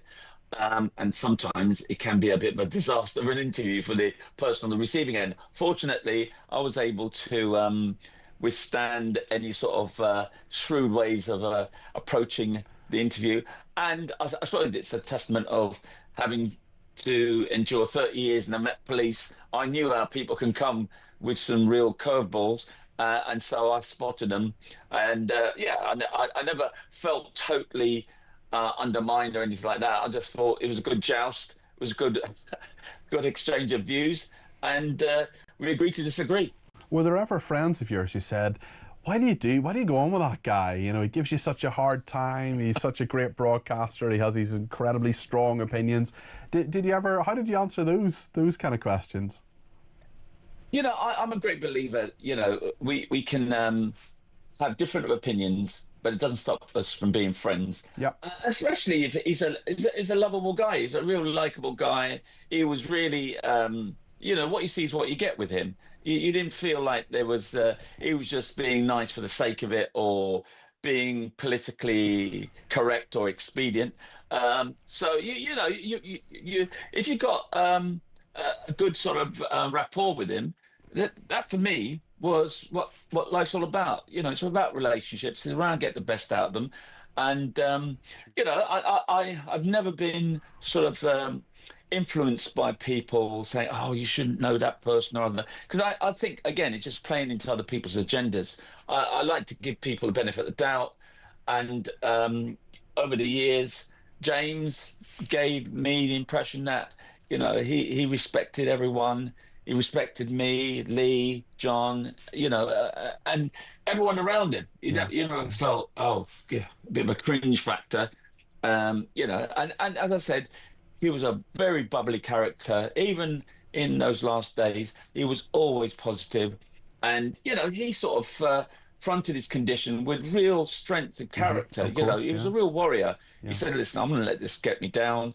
And, he still wore those flashy shirts. That shows that he was willing to let his symptoms shape things for him, as long as he's out and about. But obviously in those latter days when he's in a hospice, it was tough for him. And God rest his soul. And I know it's tough for his wife. as I said, I was at the wedding. She's such a lovely person. You can see the strength. She always was with him to the very end, and he was very, very fortunate to have such a great lady. Absolutely. Leroy, thank you very much indeed. Leroy Logan, their retired Metropolitan Police Superintendent. He appeared many times on this station with James Whale. He went to his wedding as well, paying tribute there today. Let's hear from you as well. Matt in Cheshire has given me a ring on 0344 499 1000. Matt, tell us your thoughts today. Hi, good afternoon, Peter, and thank you for letting me comment on such a sort of massive day for talk. As you know, I've been listening to talk for about 4 years, and obviously I can't compare with the people that knew him personally, but the word I think of is authentic and down to earth, and he connects with the people because he's real. Something we do not see at all in lots of media. A big subject at the moment, obviously. He was the best at destroying idiots and just dismissing them with like a one hand, and then just cutting them off in itself. That in itself is something that you don't see, and you should see more of. And it was funny with it, and it was genuinely nice to see how all the presenters at Talk loved and respected him, and amazing how honest and open he was about each stage of his illness. Yeah, he educated a lot of people about cancer, and he always kept a smile on his face as well, despite the huge problems he was having with his health and broadcasting, right to the end, Matt. Yeah, I mean, I've seen him a few times over the last year or so, and you could tell that things were getting worse, but he never ever changed his sort of demeanour on air, and he just basically carried on regardless. And Talk should continue its combative and open and honest nature in his memory, and maybe ramp it up a little bit in his memory as well when you have more idiot guests on. Well, Matt, I am not going to cut you off ever. You're always welcome on my shows, and what you've just said there is really a heartfelt tribute to a brilliant broadcaster, and I thank you for that, Matt. That's Matt in Cheshire there. Let's speak to Jill in Cornwall and see what she has to say about James Whale. Jill, you're very welcome to the programme. Oh, Peter, thank you very much. I think it is so sad. So sad. I feel really quite upset about the fact that he's gone. I rang in, oh gosh, good few months ago on a Saturday, I think it was, and he was on, and I happened to mention that I was a cancer patient. I think a conversation sort of came round to that a little bit, and he remarked that, you know, he got it and it was terminal, and oh gosh, when I think about it now, I mean, he sounded so brave, and I just can't believe that he's gone. But having said that, I loved the honesty about him. I loved the fact that he spoke his mind. He said what he thought, and he was like the voice of so many people in this country. You know, he said it and he went with it regardless. And to think that we've got all these idiots running the country and people like, well, now he's gone. Well, he actually, James Whale, in fact, said that he regretted at one stage, Jill, not running for London Mayor. That was something that was perhaps a thought of his, that was something that was in prospect for a while. We can actually listen to what he had to say about that. We have a clip of this. Just stay with me on the line, Jill, and I'll get your reaction to it. This is James talking about his regret at not being London Mayor.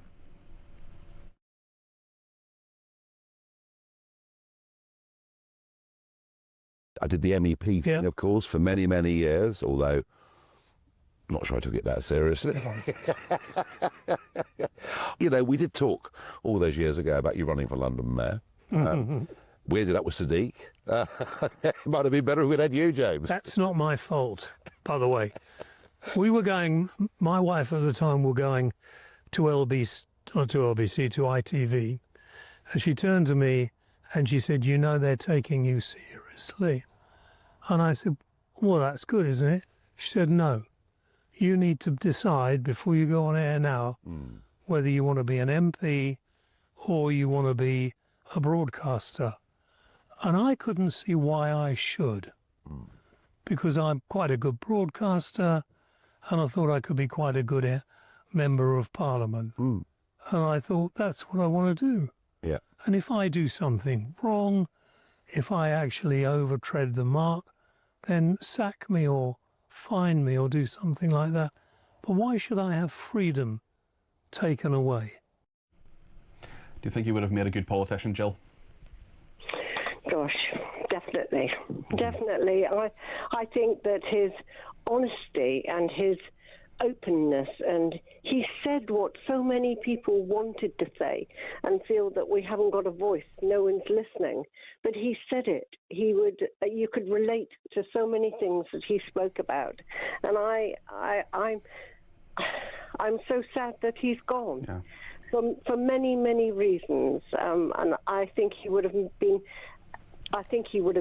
such a person. I think he would have been something that none of them would have known how to deal with, simply because he spoke his mind, and he had that connection that you talked about, Jill. He had that connection that you talked about. He had that connection with that Matt talked about, that connection with the viewers and listeners in a way that so few people do, and so few politicians particularly do as well. Jill, thank you for your call. Thanks to Matt for his call. Loads of people who want to get on the air. We'll get as many of you on the air as we can between now and 7. We're going to speak to one politician who knew James Whale very, very well.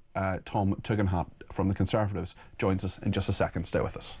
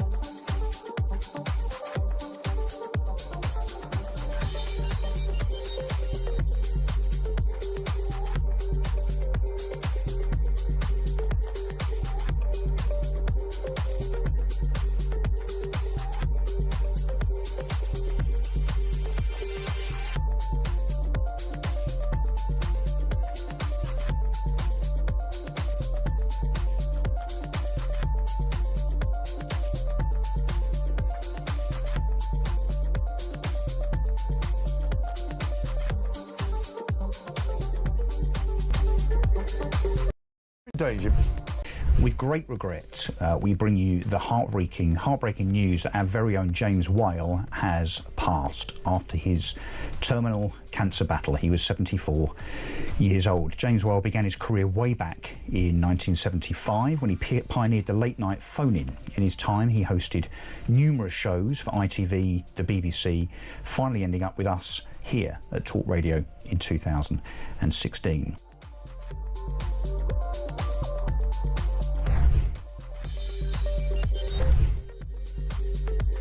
But ask yourself this question, Mike. If we were in a situation now of international hostilities and we had to take prisoners of war, we'd very soon be setting up camps. And, now we've just got to take this seriously and say that all the money being spent on hotels must be rechanneled into secure camps where the community won't feel under any threat. I mean, that is the crucial thing in all of this. Right. People are feeling threatened, and they think their children are in danger.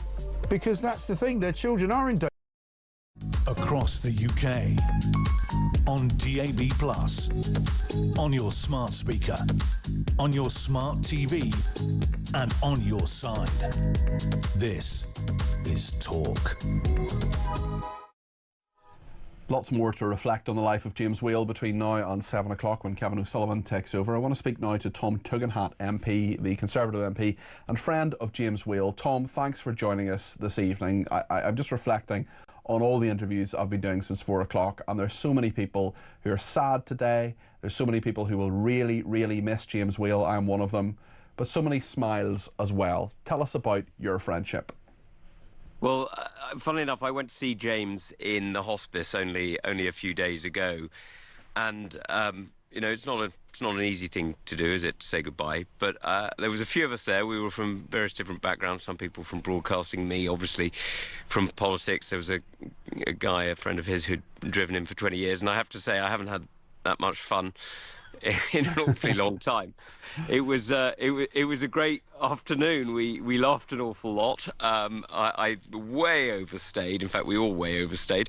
James was clearly getting tired, but it was, you know, it was huge fun, and that's the thing about him. He's just an exceptionally funny man, and you know, I've been listening to him since I was about 10 years old. He used to have this show that was syndicated, and it came out on Invicta Radio, and which is, for those of you who don't know, it used to be Kent's independent radio, sort of like LBC but for Kent, and he used to be on there, and I used to listen to him as I fell asleep when I was, whatever it was, 8, 9, 10, something like that, and he was always great fun, a very, very funny man, and he was the same when he was interviewing me as a politician. You know, when I was first interviewed by him, it must have been, I don't know, 2014, 2015. I'd either just been elected or I was about to be. And he just took the mickey out of me for about 15 minutes and did it in a very, very polite way and asking serious questions, but in a way that was just incredibly funny. So it was both hugely difficult to answer, but also great fun. And I mean, that was the nature of him, wasn't it? He was an incredibly intelligent man who, you know, sort of reinvented late night radio, who was a broadcaster who, you know, I'm around the same age as you, Tom, and we, you know, I grew up listening and seeing him on the TV, knowing who he was. And were you intimidated to sort of finally meet him after having listened and watched for so long? Yeah. I mean, I was right at the beginning, and that intimidation lasted about 15 seconds, as you'll appreciate, because he's just an incredibly nice guy. He was an incredibly nice guy, and one of the things that really, really struck me is, you know, other people, me included, would have to listen to the answer, work out what was coming next. You know, it would take a while. You know, my brain doesn't go that quickly. His does. His went absolutely at sort of lightning speed. An incredibly smart guy, and he would tell you, you know, he's only got one CSE or whatever it was that he said he had left school with no qualification. Well, maybe, but he was just an incredibly smart guy because he always knew the way the conversation was going and managed to make the conversation play in an interesting way so that it was interesting for you if you were talking to him, but it was also interesting if you were listening to him. And one of the things that always strikes me is that, you know, we've got a lot of listeners calling in to you today, but I don't know about you. I wasn't just an interview guest; I was a listener too. Of course, and it was always great fun to be with him because you felt you were part of his conversation. You felt you were part of his, and you know, he was entertaining you. He wasn't just informing, and it was always great fun. But he could also do the serious well. I mean, I don't know if you remember. You know, there was some pretty bleak times recently, like the fall of Afghanistan and things like that. And his grandson, of whom he's extraordinarily proud and told me about, I mean, 100 times, but told me about only last week as well, showed me the photograph of his grandson passing out from the Marine Corps. This is, I mean, his grandson passed out from the Marine Corps a little while ago, but he was showing me the photograph, and he's very proud of his Marine grandson. And he could do serious really well because he understood, you know, he had a real understanding of people. Yeah. And I think that's what carries across today on your show as well, because people like me, people like everybody else. Well, there's just an incredible diverse. I mean, even in the last couple of hours, I've spoken to a senior politician in you. I've spoken to a self-professed former WAG, Lizzie Cunty. I've spoken to a senior police officer. Presenters in this station. Loads of people who are from all sorts of backgrounds who connected with him. He had that incredible connection, didn't he, Tommy? He'd connect with almost anyone. Well, I'd love to say I connected with him. Let's be honest, he connected with me. He was the one with the gift, not me. And he had this extraordinary charm, extraordinary style in doing it. And it wasn't by, it wasn't through flattery or by being sort of overtly respectful. He was never rude, but he was never deferential, and he was always challenging and very, very, very funny. And I have to say, the humour I'm going to miss an awful lot. I'm going to miss those phone calls that you'd get every now and again, going, "Come on, you're coming on this evening, and we're going to talk about this." And I'm like, mate, I know nothing about that. Don't worry about it. Don't worry about it. It'll be fine. You're coming on anyway. Just before you go, yeah, exactly. Just before you go, Tom, I just want to show the picture you have very kindly sent us on the screen. I'll describe it for those who are listening on the radio, and it was the last time that you saw James. It was the two of you in the hospice and beside him at the bedside, and even then, even in that state, both of you beaming, smiling. It was a very special friendship, wasn't it? Well, he literally was with me since I was 10. I mean, first off, he was in my ear, but as you know, radio is much, much more personal than TV. And then he became a really, really close friend, and we ended up, I'm afraid, misbehaving at various drinks and having far too much fun in various places. And I shall miss him very much. I shall miss the phone calls. I shall miss the texts. I shall miss, most of all, I shall miss the humour. Tom, thank you so much for speaking to us today. That's Tom Tugendhat, MP, the Conservative and friend of James Whale. We're going to speak to Julie Hartley-Brewer in a few minutes' time. There are so many across the station and across the nation as well who are missing James Whale today. He has died at the age of 74. Andrew in Salisbury says James Whale will be greatly missed. Just a normal guy who was massively talented. He made entertaining broadcasting, took easy and on form. He could give any primetime show a run for the money. That is absolutely true. We'll continue to pay tribute to James Whale right through to 7 o'clock before Kevin O'Sullivan takes over. Let us know your thoughts on James too. 0344 499 1000.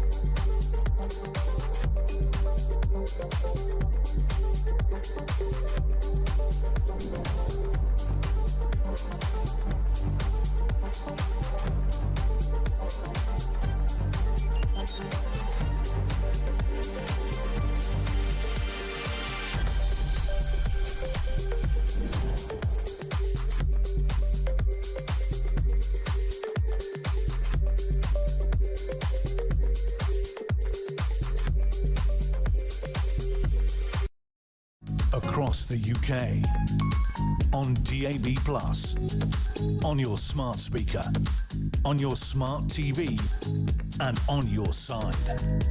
This is Talk.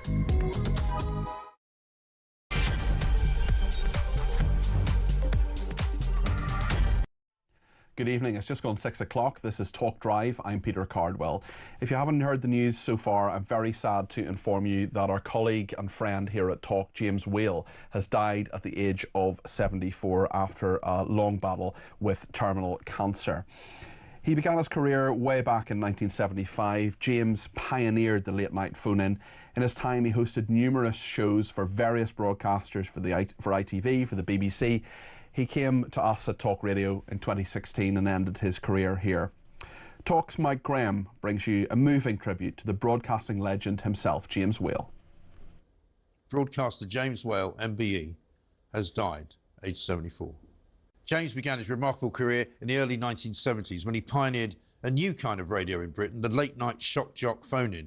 By the late 1980s, the James Whale radio show had become a cultural phenomenon, broadcasting every weekend on ITV. He attracted millions of viewers, making him a household name. Ladies and gentlemen, please enjoy the Saw Doctors! James would go on to host a variety of programmes for ITV, Sky and the BBC before finding a new audience with Talk Radio, all the while continuing to make headlines during his appearance on Celebrity Big Brother.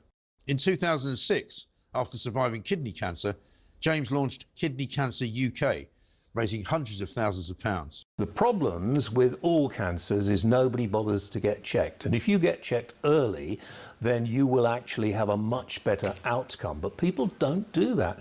In 2024, James was awarded an MBE in the New Year Honours, recognising his extraordinary contribution to broadcast and charity. If I have a few more months, that will be great. If I have until next Christmas or this coming Christmas, will be nice, wouldn't it? But if I die tomorrow, I've had an amazing time and I married an amazing lady. James Whale broke the rules, he shaped the airwaves and did it all on his own terms. For millions, James wasn't just a broadcaster. He was a companion, a provocateur and a good friend that we'll all never forget. God bless you, James. We'll miss you. Well, we heard in that piece from Mike Graham there, not just James Whale's voice, but his wife as well, Nadine, and the two of them recorded a podcast, and indeed James's final broadcast was within that. He recorded his final goodbye just a few days ago. I'm in the hospice, and I probably won't be here next week, but I'm fine. I've got so many drugs in me, I can't feel a thing. What I wanted to say really was, a lot of people get very upset when someone is going to die. I'm the person who's going to die, and I'm quite relaxed about it, aren't I? You have come to terms with it brilliantly. You find it more difficult? I do find it quite difficult, and the hardest bit is when people are sending you such lovely messages, you know, some voice notes and little messages saying how important you've been in their lives and everything. And it's just, thank you for those messages. It's really quite moving. Well, we end up crying quite a lot. They make us cry, but in a good way. Yeah, I have no pain from this voice. It just won't work. And it's such a shame for you, because obviously your voice is your thing. Yeah, but the sun is shining. And I'm kind of going through my life, if you like. And I'm very upset and worried about Nadine. Oh, don't worry about me. We've been having some lovely time reminiscing about all the lovely things we've done, haven't we? We've had a good time together, haven't we? The best. I love you. I love you too. Shall we sign off on the podcast? Thank you for being a listener. I hope it helps in some way. And who knows what's next. So I can only say au revoir. Yes, that's very good. Au revoir, not goodbye. Bye-bye, guys. Well, earlier this month, James Whale gave his final interview amid his cancer battle. In his most compelling interview to date, an emotional James sat down with the Reform UK leader and longtime friend of his, Nigel Farage, at his home in Kent, as he looked back on his legendary broadcasting career and indeed the world of politics.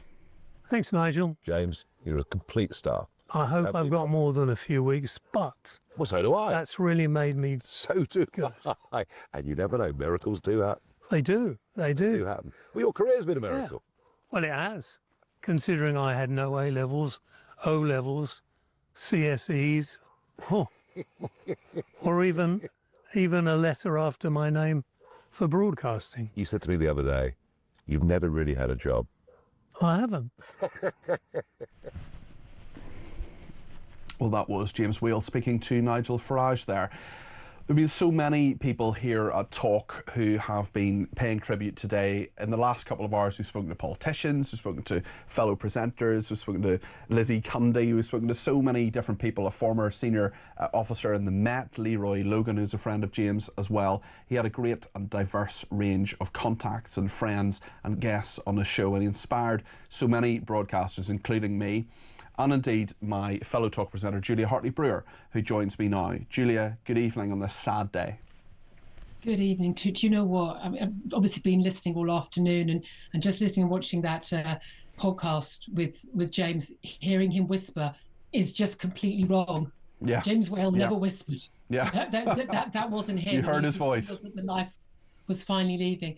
But I've known James since 2011. We both worked at LBC together, and I want to start off with a funny story because I think that's how he would like us to talk about him. Of course. Really early on, he was taking. He did the show from 4. I did 1 till 4, and I think, frankly, he thought, oh, another one of these birds who's turned up to do the afternoon show. And frankly, you know, wasn't very impressed with me. And as I was finishing my show one day, he stood in the glass, you know, there's a glass wall between you and the producers, and he stood there in front, pulled up his top, and there he is with his hairy moobs, looking at me while I'm trying to finish the show on air. So I thought, right, I'm going to get him back. And as soon as he went on air, bearing in mind I'm pretty new, I go up and in front of the producer, well, the producers couldn't see, but just as he goes on air, in the glass, I pulled up my top and did the same to him. I was wearing the bra, I have to say. I think right now that would be a big HR and we'd both be sat back. I think it's probably best not to do that at this exact moment. Looking him in the eye going, come on then. And he looked at me and he thought, yeah, she's all right, she'll do. Was that the moment? That was the moment where you perhaps connected. Julia, he was just an incredible broadcaster. He was a total one-off. You, of course, worked together at one stage at another station, then worked at this station together. Tell us about your friendship.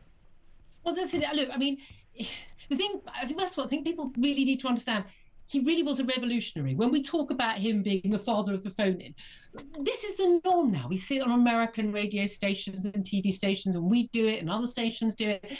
This had never been done before. What he did was a complete sea change in broadcasting. He was a revolutionary, and he did it his own way, and he did it on his terms, and he was like that on air, and he was like that off air. And when we say, you know, it wasn't an act, that was James. It really was. The only thing perhaps you didn't see on air that those of us who were lucky enough to know him and call him a friend or a colleague do know about him is he was actually very kind. And I know a lot of people have been making that point on air today.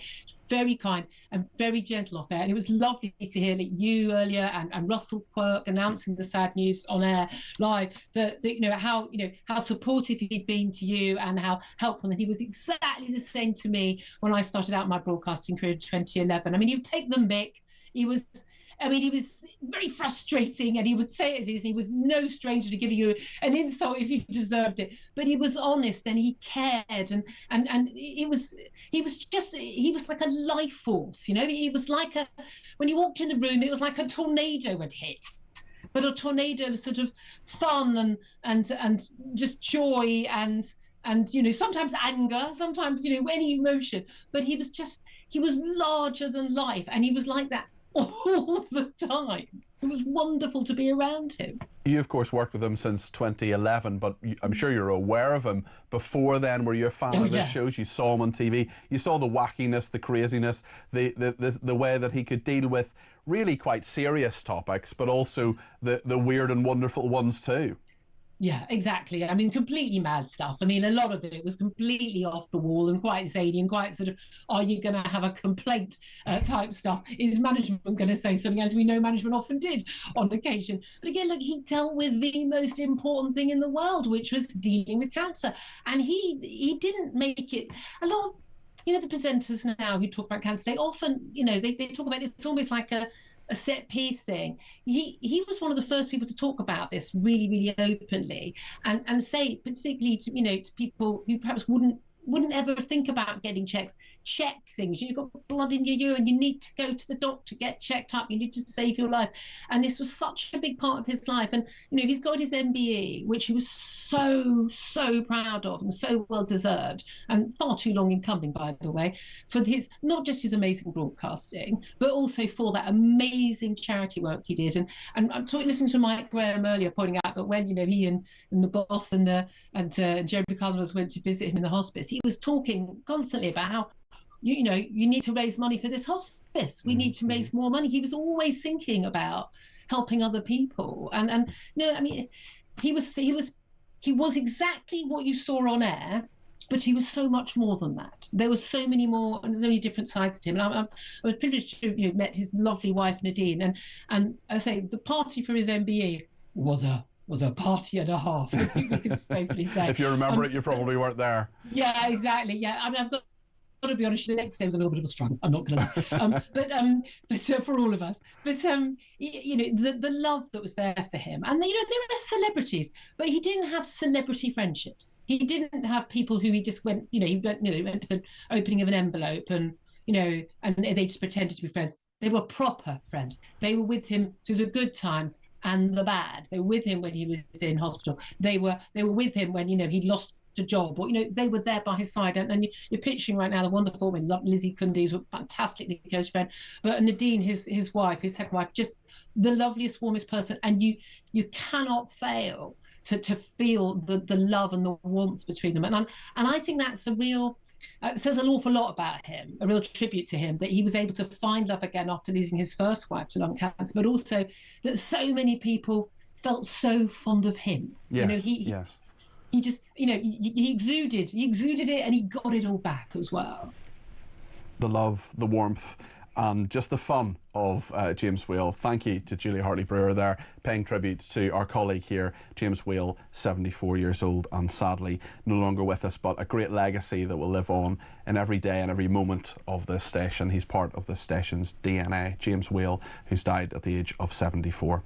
We'll talk to Stanley Johnson, we'll talk to Theo Paphides, we'll talk to Mark Francois before the end of the programme, a range of people, and for the first time, one of the producers who's never come on air before is going to come on air and talk about his friend, James Whale, a little bit later on in the programme. We'll make sure we get your voice on the air as well, too, because there's so many people getting in touch. Simon in Durham, sorry to hear about James Whale, very sad. My abiding memory of him was when Wayne Hussey from the band The Mission was on a show back in the day. It was an absolute car crash. For Wayne, that is, a legendary presenter, says Simon in Durham. And thank you to Chalky in Market Drayton, who says it's very, very sad. He's been telling us he is dying for years. I refuse to believe him. Big boots to Phil, best wishes to his family, and indeed to Ash too. Lots to discuss between now and 7 about the incredible life of James Whale. Stay with us here on Talk.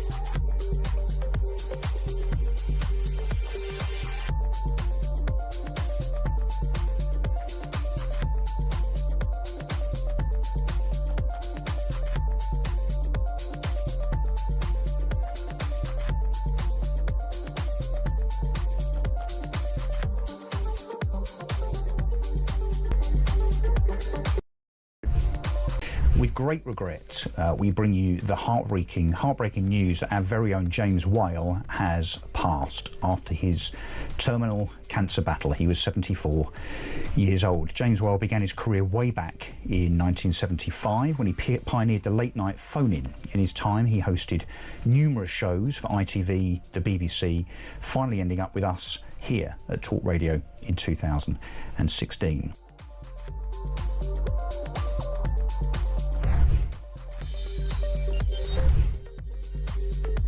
But ask ourselves this question, Mike, if we were in a situation now of international hostilities and we had to take prisoners of war, we'd very soon be setting up camps. And, you know, now we've just got to take this seriously and say that all the money being spent on hotels must be rechanneled into secure camps where the community won't feel under any threat. I mean, that is the crucial thing in all of this. Right. People are feeling threatened and they think their children are in danger. Because that's the thing, their children are in danger. Across the UK, on DAB+, on your smart speaker, on your smart TV, and on your side. This is Talk.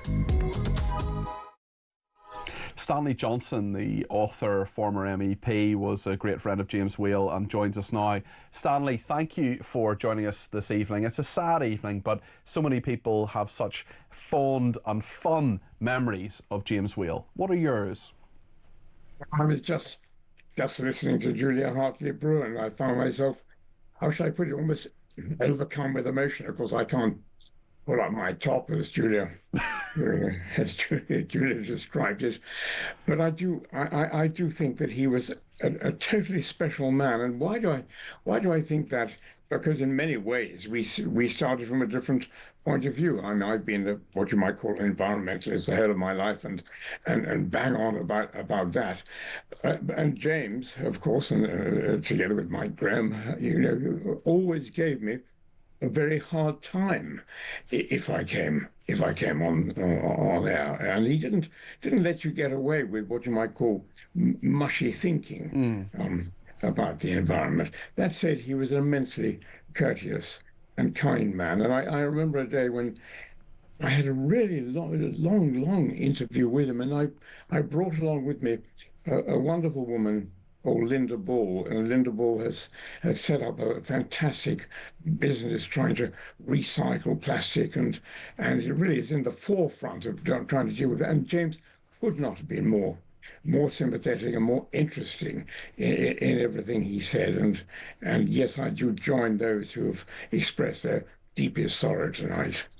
Yes, certainly. And even though, I mean, you're a number of people getting in touch actually.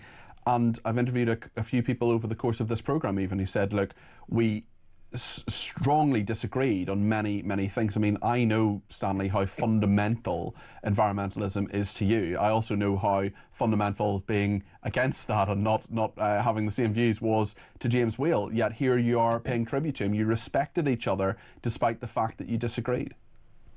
You know, I think we have to fight our corner on this, and just thinking this one through for a moment.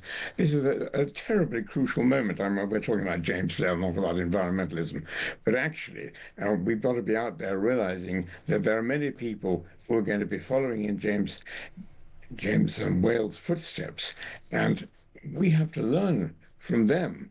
To sharpen our argument, to sharpen our acts, and fight to win the points. Because if we don't, we'll be steamrolled. What was it about his broadcasting, do you think, Stanley? What? I mean, he was unique. He reinvented late night radio in many ways. He was off the wall in so many different ways. Was that part of the attraction of appearing on his shows?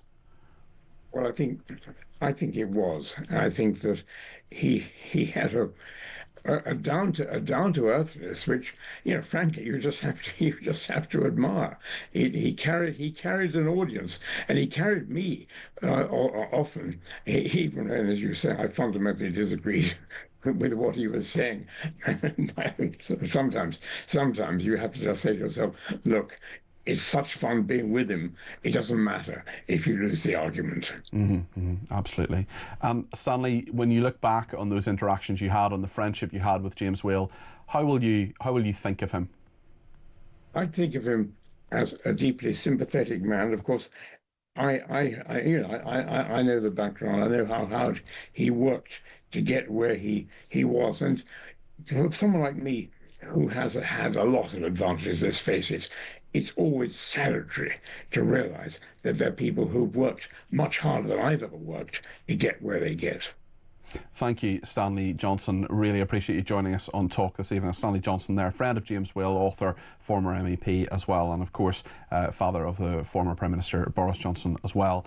Thank you for joining us on that. We want to hear from you as well. Vicky in Croydon. Vicky, I know you were a frequent caller. You spoke to James Whale many times on his programmes. Tell us your thoughts today. Thanks for giving us a ring. Yeah, hi. I mean, it's been a while since I called anyone, but I could not let this one go without saying something. I loved the banter that I had when I called James's show. It was a bit of a highlight of a period of my life. And to see that he's gone is just heartbreaking. To know that I'll never be able to have that banter session with him again. And tell us what you talked about. Tell us why it was so fun. We talked about everything, like from just regular life stuff, arguing about politics, talking about like some of the life experiences I'd had, even right down to once James told me that he thought I would make a great female broadcaster and there wasn't enough, and people like me would be great in broadcasting. And to get that kind of... That's quite a compliment, Vicky. It's a real compliment. And I remember at the time, I was just like, what? But for somebody as legendary as James Whale to say that about you, just from simply calling his show, I remember that, you know, that was one big memory I've got of him, just feeling so humbled by that.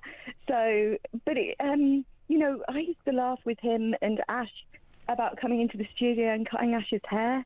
Like really stupid stuff. Yeah. But I'm going to miss him, and I mean, I haven't spoken to James for probably about a year and a half, 2 years. Mm-hmm. Had a lot of life stuff going on, which meant that I just stopped calling the radio station. Mm-hmm. But I kind of never really got back into it because he got so sick afterwards. Yes. That I didn't really get the opportunity to reignite that, and I'm so sad about that. But Vicky, I think you're a great example, actually, of someone who James really connected with. Someone who, you know, he could talk to Nigel Farage, he could talk to these top politicians and these, you know, people from all sorts of backgrounds. But the real love he had was for his listeners, wasn't it? Yeah, absolutely. And whenever I called him, it felt like calling a friend. I mean, I don't necessarily think it's a parasocial relationship either. I genuinely think there was a fondness between myself and James and Ash that, you know, went beyond just calling the radio station. And, you know, I used to occasionally message him privately and chat to him. So, you know, you know, even as recently as last year, I sent him a picture of my grandchild. Because my daughter had a baby last November, and I sent him a picture to just say, thinking about you, lots of love from me and my little grandson. And that was the last bit of communication I had with him. And actually, weirdly, thought about him yesterday and went to message him, and I really wish I had. Well, you're paying tribute to him now, Vicky, and that is just a wonderful thing. I'm so glad you've rung in. When you look back on that time, that was an important time in your life, that relationship, that friendship was so clearly a really important thing for you. Yeah, very much so. I mean, I used to do it daily at one point, so it really was quite a significant feature in my life, and a lot of people knew me for it. And, you know, if I said, you know, if I was online and people picked up on the fact that I was one of his regular callers, I would get a lot of people saying, "Oh, I've heard you on James's show." Yeah. And it was actually quite crazy. It was very like kind of formative in my life in some respects, because I mean, although I didn't fully understand how people knew who I was, people did, and I really have James to thank for that. And it was a very weird combination of people knowing you but not really. So yeah, that had a massive impact, and for a very long time I couldn't go online without somebody asking me, yeah, Are you? Well, he gave you a lot. He gave a lot to so many of us. How will you remember him do you think, when you think back on that time, when you think back on the fact that he's very sadly left us in the coming days? What will enter your head, do you think, Vicky? I'll remember him with a lot of love, a lot of warmth, and however controversial he was at times, he was genuinely a kind-hearted, sincere man who I will deeply, deeply miss. Thank you, Vicky. Really appreciate that. And do give us a ring anytime. You're more than welcome on this station. And thank you for that incredible tribute to James Whale. Louis is with us now. He's given us a call from Hertfordshire on 0344 499 1000. Louis, it's great to talk to you today, but of course it's under very sad circumstances. But so many people just so warm and such incredible tributes to James Whale. What would you like to say? I'd just like to say how much he's meant to so many people and how he was not afraid to say what we thought. Mm-hmm. And even though he was quite controversial at times, he was just always genuinely really nice. I spoke to him a couple of times on his radio show, like Vicky, but I haven't had the chance to for a while, and I obviously won't again. But he was just always so nice to me and just really genuine. And yeah, I'm just devastated, to be honest. It's such a sad day, but he gave us so much, didn't he, Louis? He was someone who spoke to us all. Yeah, he was just like really one for the people, and he just did and said what we were afraid to, and I think he should be really remembered for that. Louis, thanks for giving us a ring, especially today. I really appreciate it. 0344 499 1000. We've a number of guests coming up. We're going to speak to the MP, Mark Francois. We're going to speak to Theo Paphitis, the businessman, and indeed one of James Whale's former producers, who's now my producer, Ryan Thrussell, will speak to us in a second. We'll get as many of you on the air as we can between now and 7. I'm sure Kevin O'Sullivan is ready to speak to you too. 0344 499 1000 is the number to call.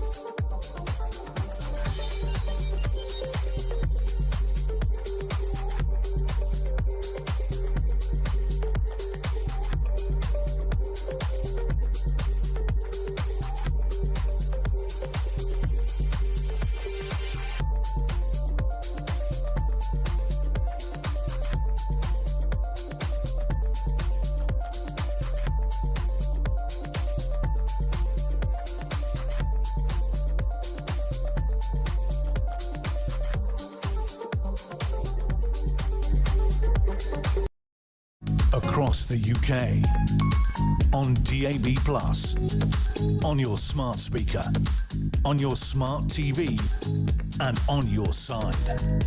This is Talk. My producer on this programme is Ryan Thrussell. Now, Ryan's never been on this side of the glass before, but joins me now because he really wants to pay tribute to James Whale. And Ryan, it was your first job at the station, 25, 26 years old, working with James Whale. Yeah, so I've been with the station for about 8 years. So actually today sitting out there. It's obviously very emotional. I think through the show we've gone through every emotion possible: sadness, laughter, remembering James for the person he was. But James's show was actually the first production I actually got to sit in the big chairs, we all called it. You know, everyone out there is working towards something. We've all had to work hard to get where we want, and yeah, fortunately. And what a show to work on, yeah, and the time that you worked on it as well. There's so much going on, Brexit and all the rest of it. It was real crazy time. So it was at the heat of Theresa May's premiership. So obviously, the Brexit vote was trying to get through, nothing was happening. As a station talk, we would always go down to College Green on those nights, and I think Mike was doing like 2 weeks worth of shows down there as it was all happening. And yeah, I got lucky enough to have to go down there with James quite regularly and produce him. And what was he like to work with? He was, I think when I first started working with him, it was, you know, wow, this is James Whale. I know you've sort of said that, and it was always a challenge, shall we say, at first. I think he liked to test new people as they came in. But as I got to know him more, I was younger, he was a lot older. I just always had the trust that he knew what he was doing, and he sort of just needed me there to guide him and not getting in trouble, really. But we off-air formed a real nice relationship as well, which I think back to now. And you know, he was there at times when you know, I was having tough times. Obviously, my wife, she went travelling, or my wife, girlfriend at the time, and you know, he was so good with me in the week that she went. So she wasn't going to be around for 6 months, and obviously I missed her. And you know, he just did so much that week to make me feel brilliant. Still, he was like, right, we're going to do the show today, then we're going to go out for dinner and a drink and blah blah blah. And he called me, and I ended up speaking to him like every day before the show for about an hour. And you know, those are the weird things that you look back on now that you're going to miss, or you did miss at the time, because most of the time I'd be talking to him and his 2 dogs barking for about half an hour, and it was annoying, but also something that was just quite amazing at the same time, because as someone who loves radio and involved in the industry, it's, you know, it's James Whale, and looking back at it now, it's amazing to be able to pay tribute to him. He is someone who really taught us all an awful lot. I'm sure you learned so many things from him as his producer. I don't think I would be the producer I am today without working on James's show. I think that's the honest truth, and I know I've worked with you now, Jeremy, I've worked with Ian, but it was a sort of crash course into producing the style of radio that James did. You know, there was times where you'd be producing behind the glass and you'd have a huge row with a guest, and you knew they were about to get cut off, whoever they were. But I was just talking to Amy outside about the times where he'd cut a guest off, and then suddenly he'd go, I want that guest back on. And So it would be you as a producer to ring up and go, oh hi, I'm really sorry James cut you off there. He wants you to come back on, and then you'd either be told to go somewhere or someone would be up for the challenge. So yeah, it was great memories, and what a great broadcaster that we're going to all miss so deeply. I know you were talking about Amy, our tech up, the brilliant tech up out there as well. Sometimes a bit of a challenge to get people back on the air. Yeah. I know that you've been in touch with so many people as well who knew James, including Cleo Rockos. Yes, the beauty of today, I've spoke to so many people who obviously we've tried to get on to pay tribute to James, but unfortunately Cleo, who was a great friend of James and hasn't been able to come on today, she sent me a text that I just wanted to read out for her. She says, unfortunately she's in the Brazil jungle and can't come on, but James was a true friend who always loved a good dose of mischief, and we always enjoyed jolly lunches filled with laughter as we shared a brutal sense of humour. Happy Trouble was James's middle name. He loved stirring huge reactions from people. I have wonderful memories of dancing on the tabletops with him and divine Peter Straker. I'm going to miss him deeply. And please send his condolences to everyone at Talk. So, Cleo, I promised I'd read it out. So, well, good for you for doing so. Ryan, you're an excellent producer. It's a real privilege to work with you, and I know that you make me a better broadcaster, you make Jeremy a better broadcaster, and James gave you so many tools in order to do that. So well done on coming on air for the first time and paying tribute to James Whale. Thank you very much, Peter. We're going to talk now to Theo Paphides, the businessman who is paying tribute to James Whale. James has died at the age of 74. Theo, a sad day, but as Ryan was just saying there, a day for so many of us to exchange stories, to talk about the legend that James Whale was. Oh, hello, absolutely. I don't think he'd want us to be moping. And I know he doesn't. Yeah. He didn't. He would have said, bloody well, get on with it. It was just an extraordinary character. I grew up listening to him, and you know, it was quite shocking at the beginning when I started listening to him, and then realised that he was able to get people to react to things that the rest of us couldn't possibly do. And then I met him many years ago on, I think it was some parliamentary broadcast show. It was something really boring, and I was like falling asleep. And he said, I'm doing my show live from here. Come here. Come and talk to me. I thought, oh shit, I've not been briefed about that. I'm using language, apologies. I've not been briefed. What the hell am I going to say? Apologies just for that use of language there. I've already apologised. I've already apologised. But James would want us to keep it in. James would want us to keep it in. That was James's fault. James, this is absolutely... I would never have used that word. But I'm back in James Well land. That's it, that's it. I'm back in jail. I'm already there just thinking and talking about him. He makes you say things. And we did this interview. He said, where do you live? So I told him where I lived. He said, never. I said, yeah. I said, well, do you live there? He said, no, can't afford to live there. He said, but I do do archery there. I said, you do archery? He said, yeah, we go in the woods, we dress up, and we have long gold English longbows. I thought he's winding me up.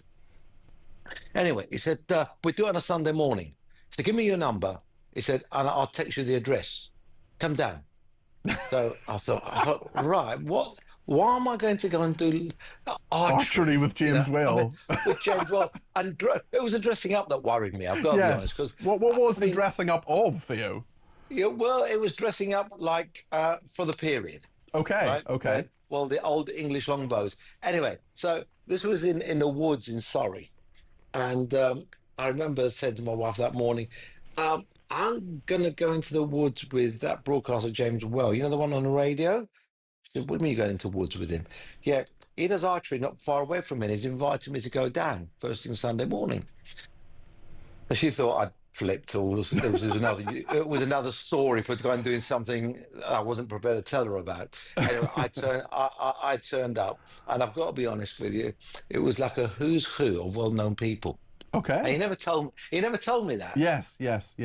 And legendary actors, legendary presenters, all dressed in their Robin Hood outfits with old English longbows.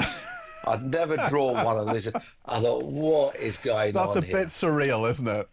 And it was total surreal. And these people I'd watched on TV, watched their movies and everything else. His network of friends was just amazing, and the things they did.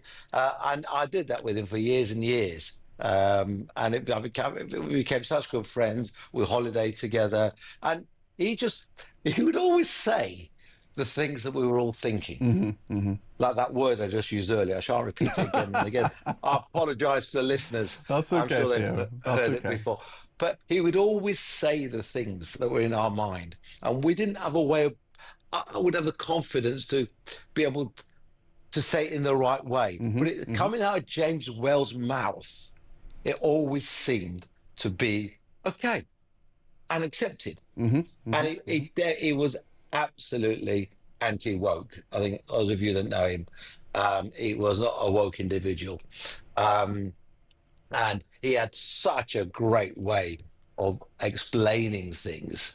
And he was a wordsmith. He was brilliant. And it was just, he's going to be missed. And he would always cheer me up. So I say he would always cheer me up. So I'd ring him and he'd be, yeah, oh, well, you know, there's all those Muppets on the radio that I have to work with. Oh, sorry, I shouldn't have said that either, should I? That's you guys. That's all right. That's all right. Then there was Danny, Danny,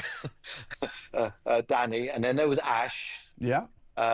When he was poorly, I rang him up. I said when he got poorly. This is actually quite a while back when he first got very seriously poorly, and he thought he'd beat it, but obviously it'd come back.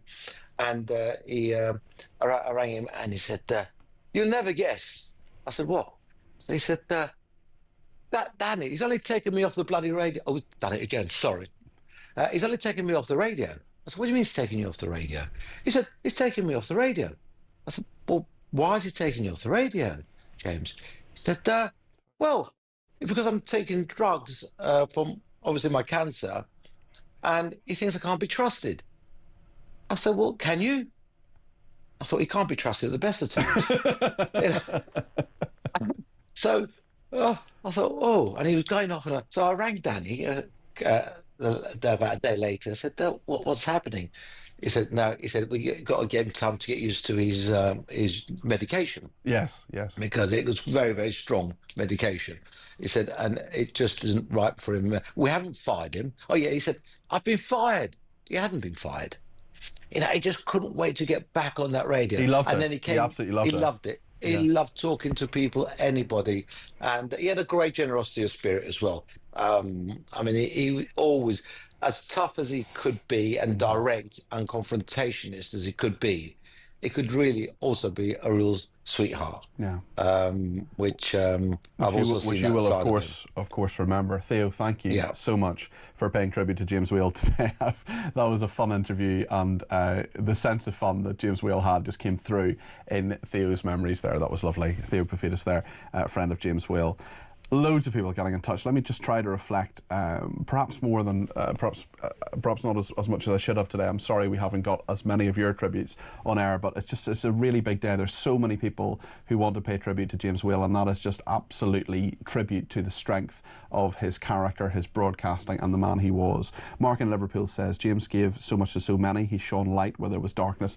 Personally cheered me up on countless occasions on the show with Ash. I'm going to miss this man. Deepest sympathy to his family and friends. Pete, apart from my wife, this person says, I've never been emotional at deaths, but James has flattened me. When I first heard his news about cancer, it just did me. Mick in Wallington says, so sad to hear that the great Whale has passed. His late night shows were addictive.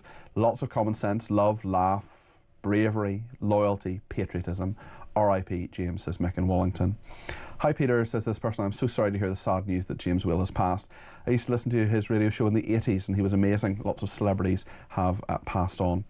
Phil, who worked with James Whale, was one of his producers, a great guy called Phil Wilding, has sent me a message. I hope he doesn't mind me reading this out. He says, I'm sad to hear about James. He was good to me. I liked producing him. Brad in Cambridge says, what a lovely tribute from Mike Graham earlier. So many people tailor their opinions to suit their audience, but James was just authentic no matter who he was talking to.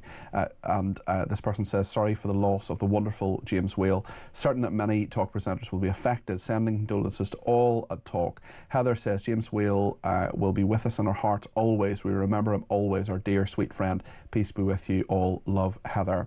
And Justin in Hove says, I'm so sorry to hear the passing of James Whale. I watched him on the telly in the 80s and the 90s. He was superb. He is responsible for me being an avid Talk listener. Deep in the depths of COVID lockdown, I used to go to bed listening to Talk Sport, but one night I pressed the wrong button and ended up on Talk Radio listening to James's show. I was hooked. That was in 2020, and I listen all the time. I'm indoors, never watch the TV now, always listen to the radio. God bless James. Love to all the Talk Radio crew, says Justin in Hove. Justin, thank you for that. Colette in Redditch, I would like to pay tribute to James Whale and give thanks for his amazing career. Although at times controversial, his views were often a comfort at a time of despair in this country. We have lost a true legend. Deepest condolences to you all at Talk and James's family, as well as Colette in Redditch there. Stephen Bromsgrove. A different angle in James's passing. Does his situation offer us perspective on assisted dying? How long did he live after his terminal diagnosis? About 5 years, Steve, I think is the answer, especially as he survived kidney cancer by nearly 20 years. Joanna in Salisbury says, Cardi P, I found James Whale on Talk accidentally through someone making a snide remark that I'd been watching Talk. Curious, I put it on. The first time I watched James, he'd had an idiot guest on, an imam who was annoying me with his comments. James physically launched him out of the studio. From that moment I was hooked.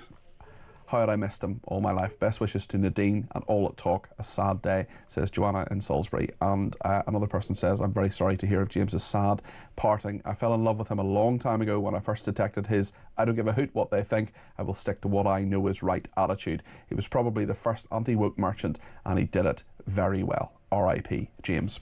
We're going to talk to the Conservative MP, Mark Francois, who will join us in a second. We'll take some of your calls as well. And of course, Kevin O'Sullivan is coming up at 7 o'clock. No doubt the tributes will continue to titan of broadcasting, a legend of a man, James Whale, who has died at the age of 74. Stay with us here on Talk.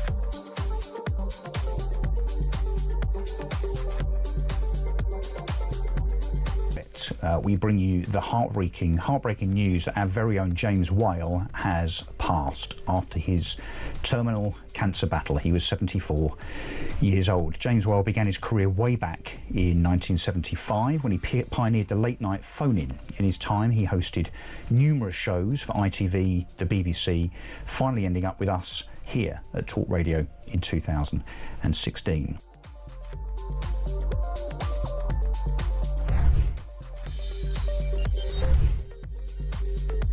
But ask ourselves this question, Mike, if we were in a situation now of international hostilities and we had to take prisoners of war, we'd very soon be setting up camps. And, you know, now we've just got to take this seriously and say that all the money being spent on hotels must be rechanneled into secure camps where the community won't feel under any threat. I mean, that is the crucial thing in all of this. Right. People are feeling threatened and they think their children are in danger.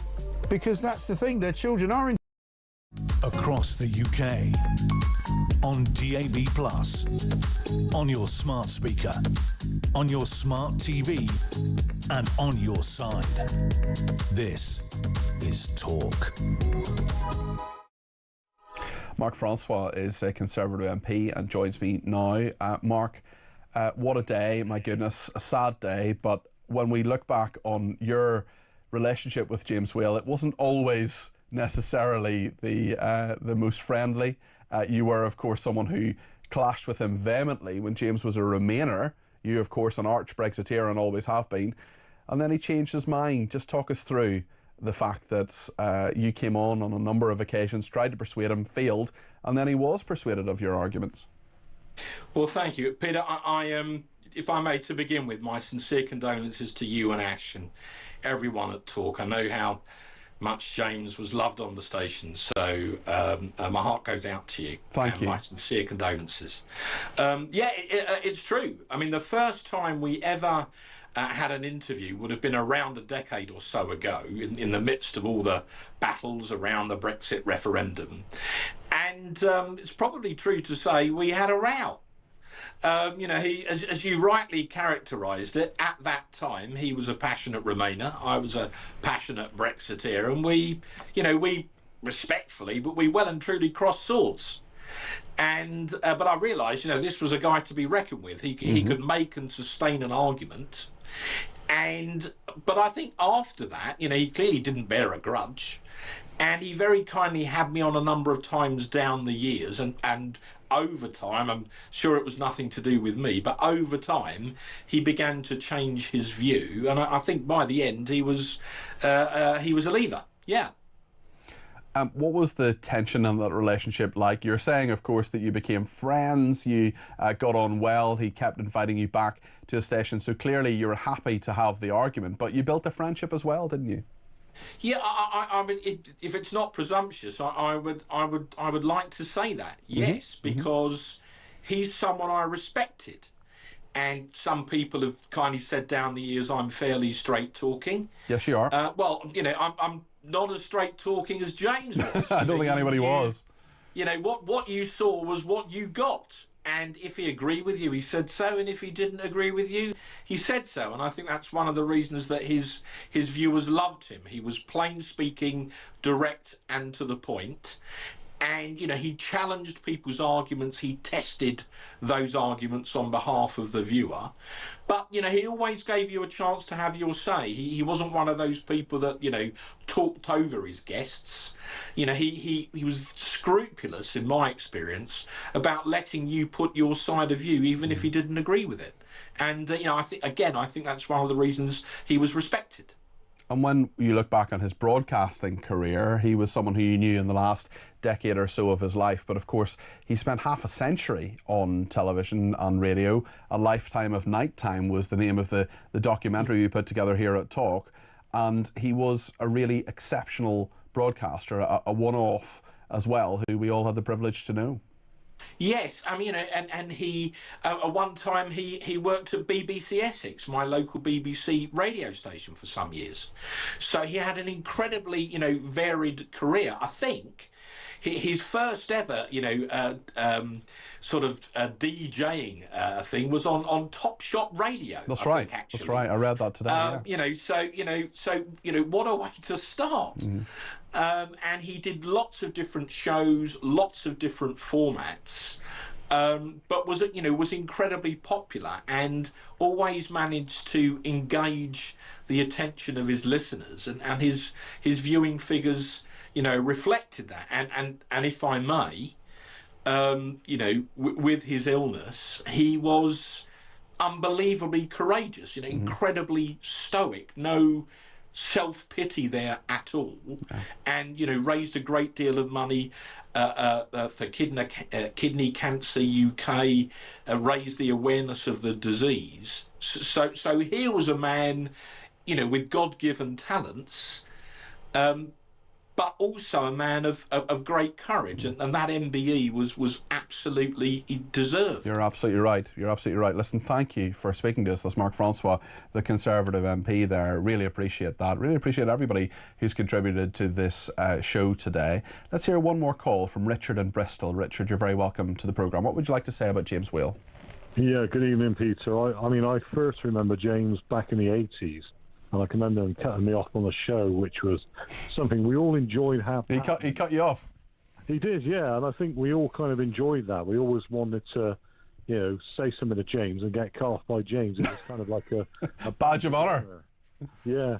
But what I will say, and not a lot of people know this, but he actually got me on television, on talkTV, and I did about 5 shows, all thanks to James. And people don't realise the kindness that he could give to other people and the encouragement.